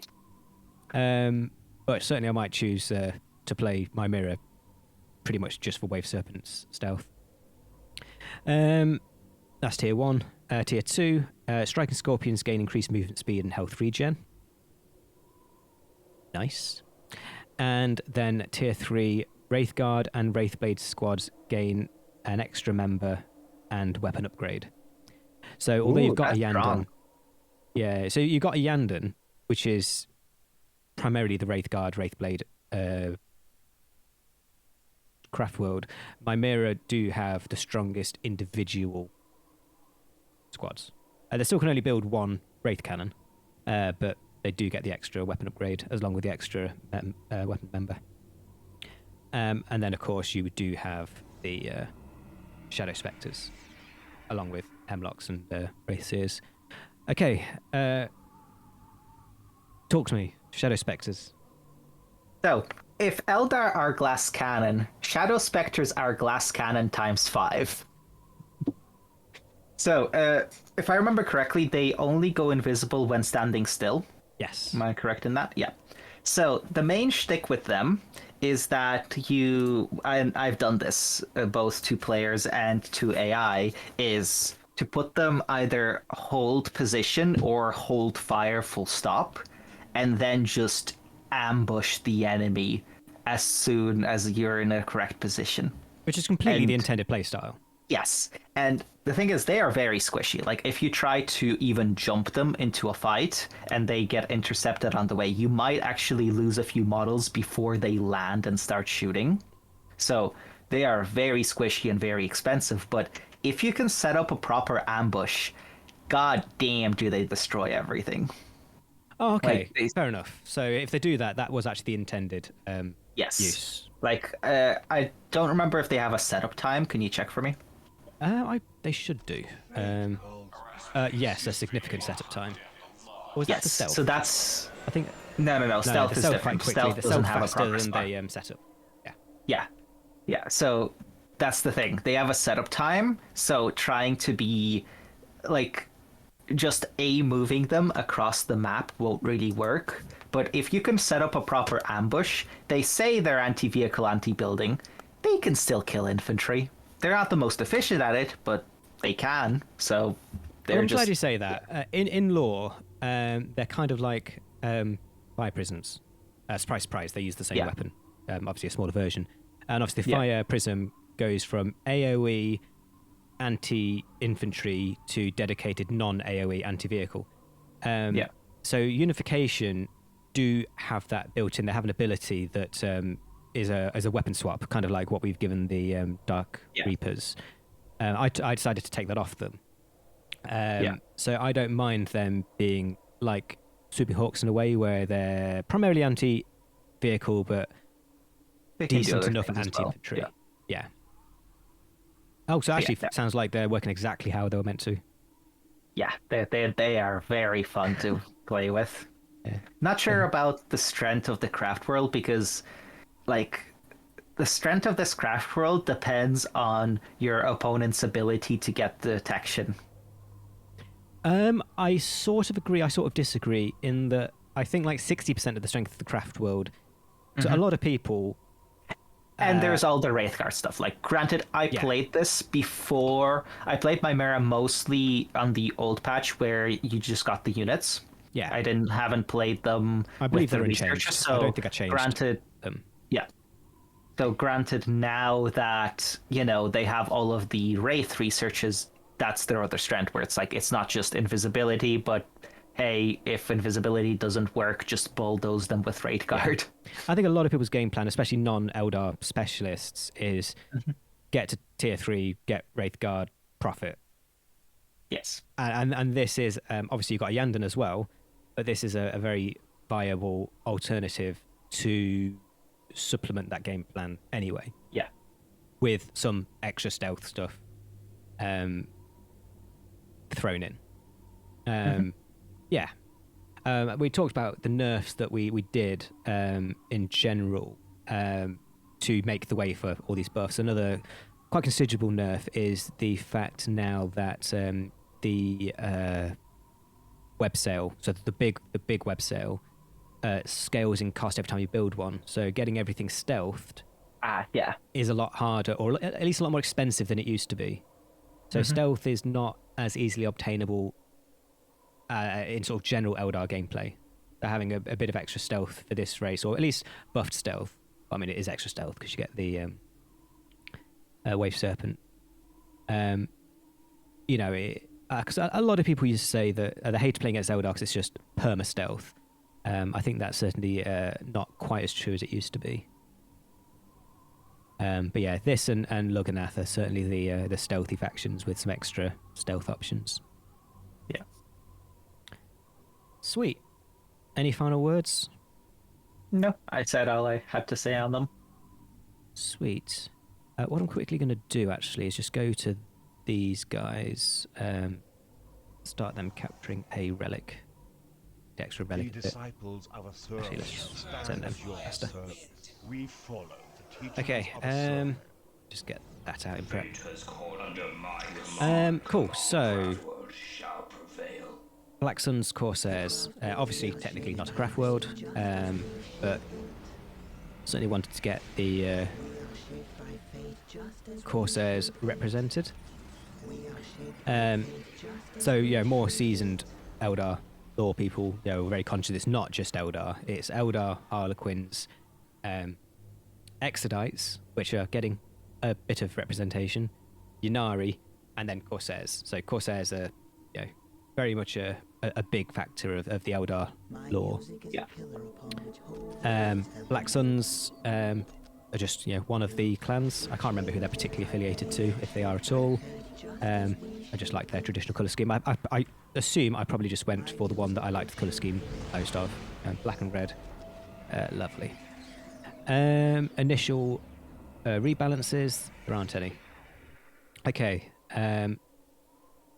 Let's just use the dock for this. So they've got Crimson Hunters, Corsair Heavy Weapon Squad. In the future, Corsair Voidstorm Squad, Dark Eldar Warriors. In the future, the Corsair Prince, Dark Eldar Venom and Land Raider, Dark Eldar Venom and Dark Eldar Radar, both in the game. Firestorm in the game. Wasp Assault Walker and Warp Hunter. So all of these are in the game. So yeah, it's the Voidstorm Squad and the Corsair Prince. Corsairs and Warriors are here. So I think one change from the last patch is that you no longer lose the Dire Avengers, I think it was, for the Warriors. Yeah, you lost the Dire Avengers before. Yeah. But you no longer do. Craftworlds will have all aspects. Just too wonky to start losing some of them. Yeah. Go to this. This is obviously going to look very different to usual. Got the Raider, Venom, Firestorm, Wasp Assault Walker, which is, to all intents and purposes, just a buffed War Walker. Basically has jump. Sorry, excuse me. Warp Hunter. Yeah, so plenty of new vehicles. So back in the last patch, you went Corsairs and got a load of different units. That's all it was. Obviously, that is now very different. Grav Boosters is an especially relevant one, and your Grav platforms. Yeah, so you start putting Star Engines on. Yeah. Although, I don't think Star Engines works on the Dark Eldar stuff. But the Raider and the Venom are faster than the Viper and the Falcon. They have tank. that inbuilt speed for being Dark Eldar. Yeah. But you do get the Star Engines on the Firestorm and the Warp Hunter. Cool. So, Corsair squads gain +2 weapon upgrades. So I believe that is 4 to 6. Yes. So there are some other Craftworlds that do get access to the Corsair squad, but they will just have the standard 4 available. Yeah. Should this include the Dark Eldar Warriors as well? I feel like it should. Their weapon upgrades, because I feel like one of the questions that I feel popping up with this is, okay, so now we have 3 different infantry in tier 0, which is like Dire Avengers, Warriors, and Corsairs, which kind of mostly do the same thing. So why would you use the sub-faction ones over just basic ones that you have in the aspect not portal? against what you said. Just write that down. Right, so the thing with Corsairs, you can get them in tier 0. They're shit. They're slightly more damage and probably slightly tanky than Guardians, but to all intents and purposes, Corsairs are not any good until tier 1. Warriors are probably better in tier 0. No, I agree with you, I think.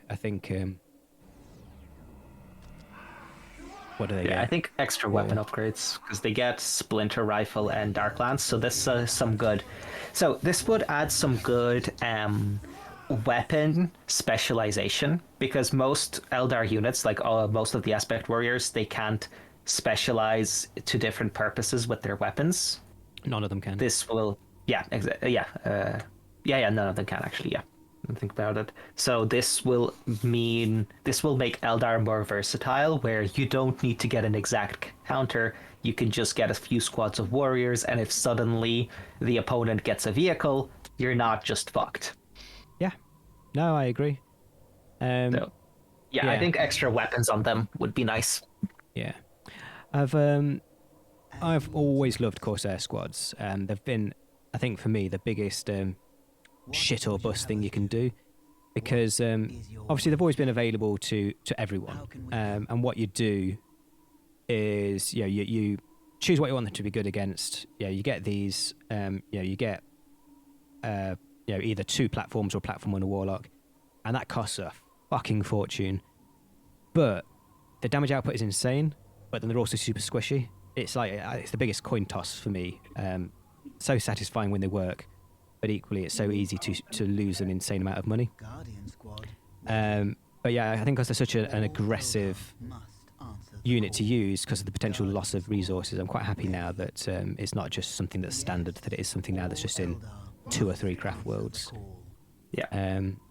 So these I'd probably say are the unsafe one to use, the high potential, high risk, high reward, and then warriors just a hell of a lot more standard. But then with a great Warriors capacity. do actually have less health now that I'm looking at it than the Corsairs. 4 models. It's not about health. It's about, in my opinion, it's about the investment. Because as soon as you start getting if you get a fully tricked out Corsair squad with these, with a couple of these, the amount of resources you've spent is probably 2 times more than what you spent on warriors. It's a financial thing. That's fair. That's fair. But yeah, these, get them out fast, get them at full strength fast, because it's just these you're worrying about. React quicker if you need to quickly go to Dark Lances. Yeah, no, I completely agree. I'll do that change. And I hadn't really thought about that. The fact, just the fact of using infantry and being able to quickly, tech switch. Yeah, I like that. Yeah, so that's your tier 1. We'll change that. Oh, what the hell? Okay, well, I've got no idea what that research is called. Grav tanks have increased speed.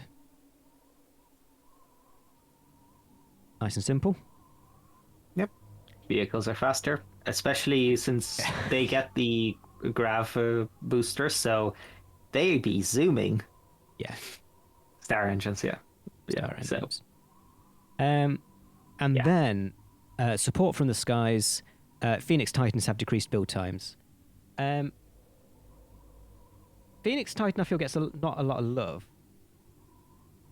That said, with its sort of relatively low cost, I think what people don't realise or don't think about is that the fact it's just a shitload of missile launchers. Missile launchers in Eldar are anti-structure.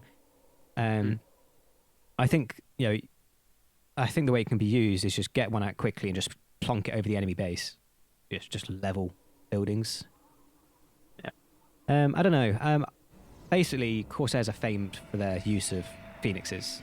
In fact, they're the main Phoenix user in most lore. So I wanted to give something. Yeah, I don't know. That one might have to be reworked because, how to put it to you this way. There are researches for sisters which reduce the build time of angels. I've never really used them. Simply because by the time you're tier 3, you have a bunch of generators to the point where the units build relatively quickly anyway, to where making them build faster, especially I'm assuming it's a Titan unit, the Phoenix Titan. Yeah. Sorry, I'm assuming it costs relic. It does, yeah. Yeah, so you can only get, in most games, unless you have a relic infinite or something, you can get maybe 2 of them. Yeah. So spending 500 for getting it slightly faster, considering that the reduction of generators overshadows this, most likely. I've got 2 points doesn't to make. feel. Yeah. Firstly, it's considerably faster. Okay. So it's not just a little bit faster, it's considerably faster. And I know Corsairs, their main thing is game tempo. And in just terms of just timing attacks, hitting with a Titan. The other thing, potentially, I don't think the Phoenix is always called a Titan in in lore, it's the Phoenix Bomber. There's always the potential of making it sort of sit somewhere between the Crimson Hunter and the Hemlock Wraith Fighter, and Titans, sort of untightening it, making it more similar. I don't know. Counterpoint: give them one of those 2 aircraft and have the last research buff those as well in some way, or one of buff it in some way. Yeah. I'll just put.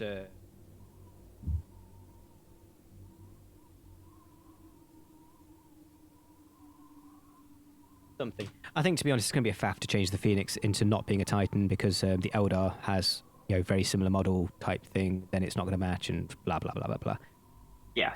So yeah, we can do something. Do they not get? Oh no, they don't get any of those Titanic flyers. That might work. I feel like they should. Thematically, it makes sense. Yeah. Question that is somewhat unrelated to the dev stream. Aren't Eldar significantly stronger, denser, faster, and overall just better than humans in lore? You mentioned how Eldar is squishy and all 40k games have balanced them like hard-hitting fast units, but in lore, aren't they comparable to a regular Space Marine? Yes. Absolutely. And that is one reason why I am using, and I didn't go as far as I thought I would, but why all of the Aspect Warriors take more cap than they used to. I was actually considering making them 4 cap, in which case you'd have a lot less units. I was also considering making them smaller squads and then buffing them, but then that's a huge buff because then they each last longer. So you end up not losing your DPS as fast because it takes longer to kill each individual. So it was a compromise. Yes, if we're talking sort of numerically, you'd have like a couple of squads of Eldar against like a whole IG army type thing. I mean, but there's only so far we can go a down freaking D cannon is literally just a black hole. So some of the power of them, unfortunately, has to be nerfed from lore in order to even make somewhat sense. That said, if you look at it from a resources point of view, Eldar spend a lot more on resources to get fewer number of squads working better. So in some ways it is represented. Yeah, it is. They are very elite. They are an elite force for sure. But yeah, I mean, there's been They're a not bit of, the way they were in base Soulstorm, where you just spam a shit ton of them. yeah. I actually had a discussion with someone. It was probably Berserker, maybe. We were just talking about how many Eldar there are in the galaxy, and we were sort of going from, well, is it like is it something obscenely small like 10 million to like 50 million? Is it half a billion? And there's some references somewhere to numbers, but no, Eldar are like 1 Eldar to every billion humans. I mean, not to derail their conversation too much, but I would not trust their numbers that they're given, because I remember, like, even for freaking Cadia, or I think how many people were on Cadia and stuff like that, they gave a ridiculously small number. So, to be fair, it's probably just different for every author. I don't think it's it is. I don't think there's like a standardized standardized one. Yeah, no. Yeah, cool. So, any thoughts on Corsairs apart from just the tier 3? Probably the most versatile. Yeah. Faction, especially if you give them one of the aircraft. I think they're definitely going to be by far the most versatile. So it's like, I don't know what I want to do, but I don't want to commit to one thing too much. You just go Corsairs. Yeah, and the thing because is, they have their special squad's main shtick is being able to adapt to the situation and get the weapons that you need. And also, just... I mean, there's always the potential. So obviously, Warriors and Corsairs are vaguely like a tier 1 unit. Mm-hmm. There is always the potential of trying to draw them out, potentially by swapping out the 2nd or 3rd tier researchers for something that helps them survive longer. Potential. Yeah, we'll see how... I mean, I quite like the Grav tanks having increased speed. Mm-hmm. I take your D cannon, raise you a celestial orrery. I read that as ovary first. I was like, yeah. Oh, yeah, that thing. It's a thing where you can they have a holographic like map of the universe, and they, let's say, put their hand over a star and like squish it, and the actual star explodes. Well, that's just silly. Yeah. Yeah. Welcome to Necrons. What is Cool. your wish? Don't make me ban you, Avenger. Okay, so Actually, Avenger, here's the thing though. All of that, a lot of that kind of War in Heaven technology is actually, there's references to it being made as a collaboration between Necron and Eldar. So,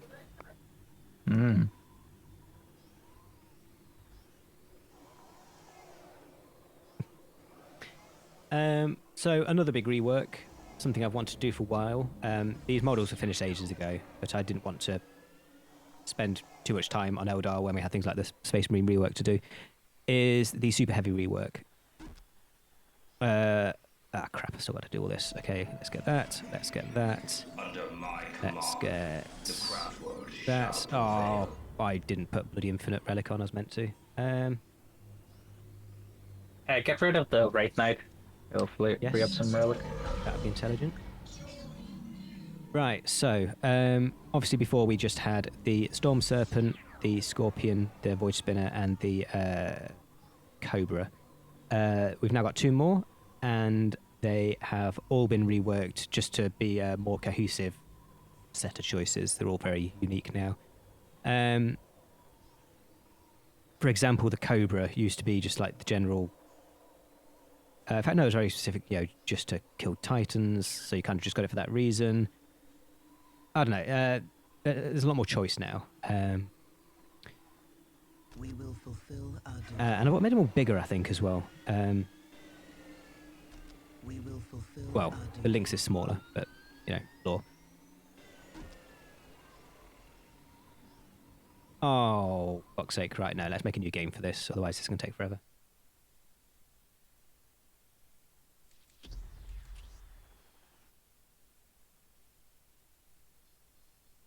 But yeah, for those still here, we are over 3 hours into the stream.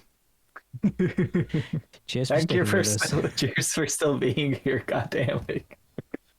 We are nearly done. Yes, nearly done. This is, I think, Right. the last thing. I think it is. Yeah.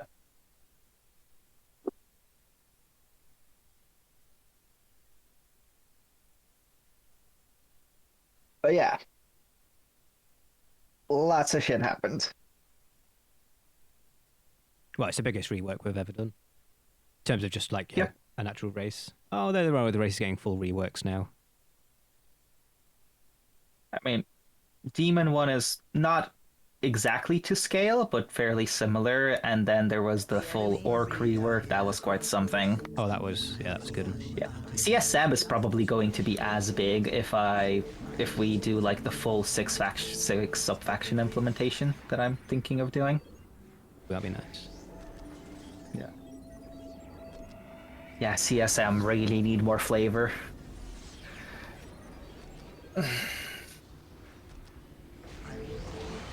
Oh yeah, Tyranids one is gonna be. Yeah, That one's gonna be an oof. they're the one most deserving. Yes. But the thing is, the idea that I have for them is gonna take like ages to actually do, because I don't think any of the stuff that I want actually exists. Because I don't know, have I told you what I'm thinking of for No, I know nothing. Okay, so let me just quickly summarize it. So you know the way Tyranids have their Gene Stealer cults? And you know the way GW really only has Gene Stealer cults of Imperials in terms of like tabletop, where it's just, oh, here is some Imperial stuff, but it's a Gene Stealer cult. But the thing is, in lore, Gene Stealer cults can take over a bunch of other factions. I mentioned earlier that there was a case of a Eldar Craftworld being taken over by a Gene Stealer cult. There's also some speculation about them being able to hijack orcs, that kind of thing. So, what I was thinking is that, you know the way, have you played StarCraft? Yes. Yeah, you know the way Infested work? Yes.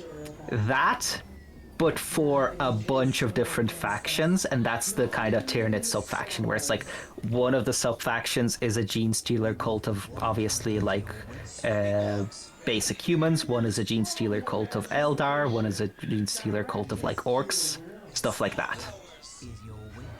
Nice. Really cool. Goddamn a lot of work. Shit ton of work. Like, Right. a mountain of work. Anyway. 6 super heavies.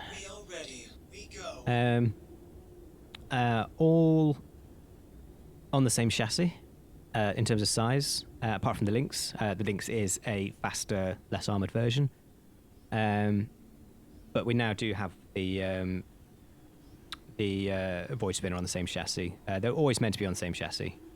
The only difference being that a few of them have movable turrets, and a few of them, the weapon's so big that it's built into the body. So the Deathstalker, the Cobra.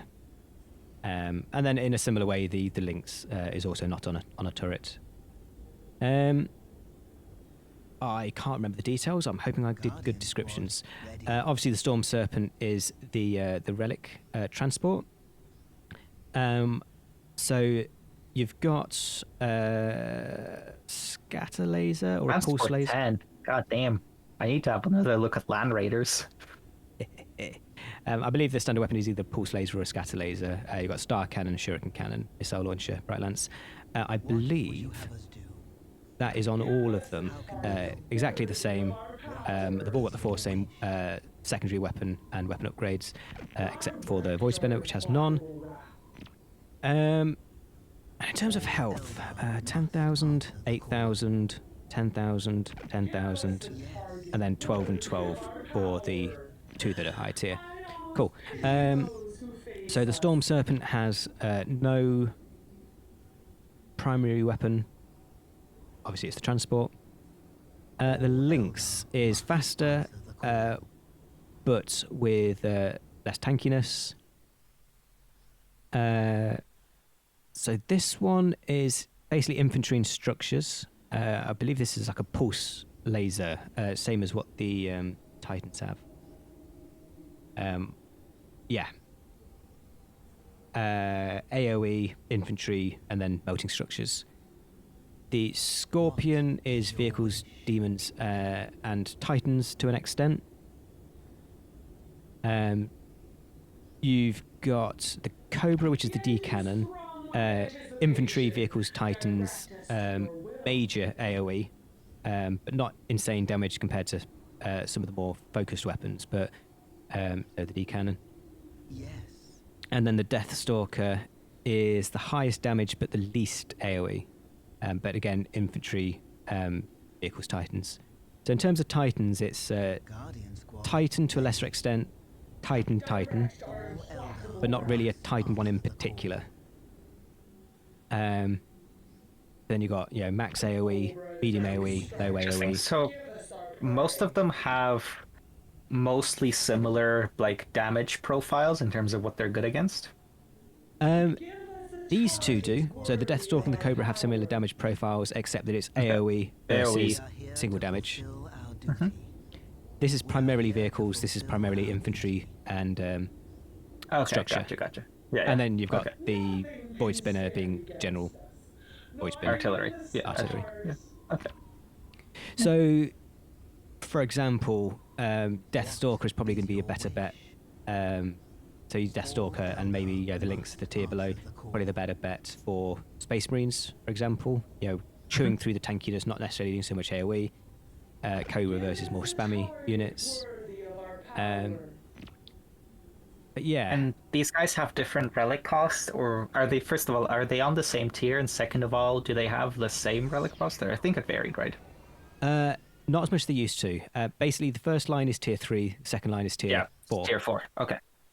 So Wraith Knight, Deathstalker, Cobra are all 400. And then the rest are 200.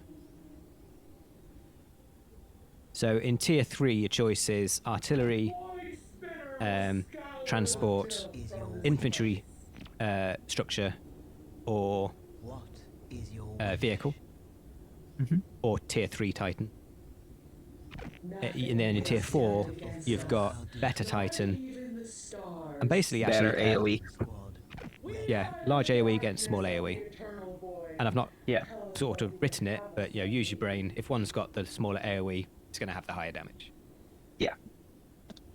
So quite, there's a lot more standardization. Yeah, they're all the same relic cost, they're all the same health, apart from, All Eldar must That's answer good. the call.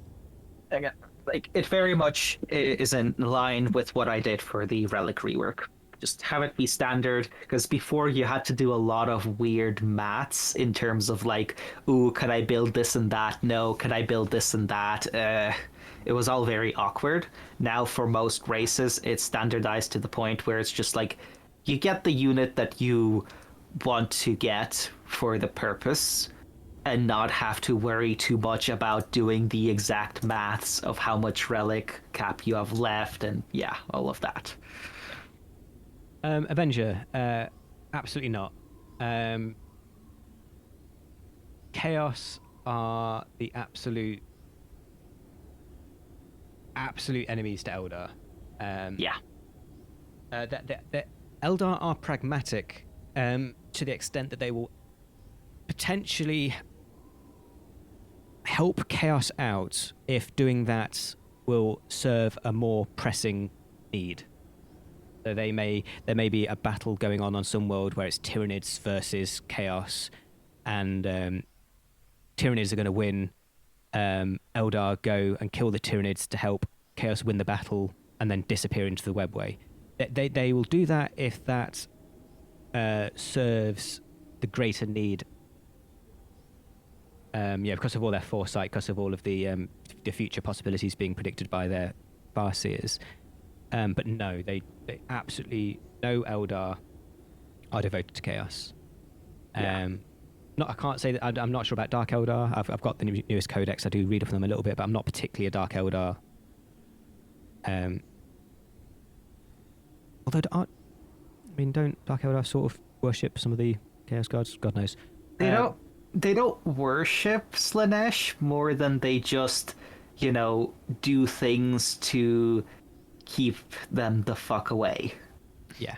So basically, for those who don't know, sure about that. Eldar protect their souls from Slaanesh by soul stones. So when they die, the soul gets captured by the soul stone, gets put in the Infinity Circuit, and they're protected. What the Dark Eldar Dark don't Eldar have do- that. They don't have that. They have to work out another way of doing it. Basically, they stave off the predations of Slaanesh by depravity. It's almost By like doing Slaaneshi things. by doing Slaaneshi things, they kind of protect their souls from being taken by Slaanesh. It's a bit weird. But no.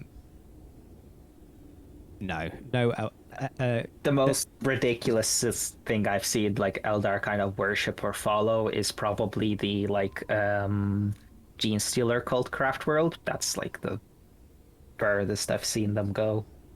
I have no idea about that. I'd like to learn more about that. It's in one of the Ynnari books. I can't remember which one. Is it Wild Rider? One of the books from the They're on my Ynnari Kindle, series. just not got around to reading them yet. Let me find it. Yeah, most craft worlds are directly aligned against Chaos. That is their reason for existence in their heads. Yeah, that is their primary. There's a few craft worlds that say, there's one, for example, that is more focused against Necrons. Most craft worlds, it's like the only thing that they are working towards is sorting Chaos out and trying to sort the shit they started with the fall. I think that is everything. I hope people like what we've done. I'm happy. I know there's some bits we need to do. To be honest, even the changes we've talked about today, they don't necessarily have to be done for the next patch. I really want to get this out there in the next patch and start getting it place tested. I appreciate it's not the most popular race. It's not going to have. It's not like we did this for IG and suddenly you'd have hundreds of IG players playing the absolute shit out of it. But no, I'm looking forward to players using it, seeing what they think, and working out the kinks. Yeah. Any final words from you, Oleg? Any other stuff you want to talk about? No, I think that's it. It's very much, yeah, this biggest rework we've probably done. Second one we'll do a stream on soon. Hopefully I don't spend 3 hours talking about demons, but I make no promises. If we can drag that another 13 minutes, it'll be 3.5 hours. Yeah. But yeah, thanks for joining us. Thanks for chatting. Hope you're excited. I know I certainly am. Yeah. See you all soon. Yeah.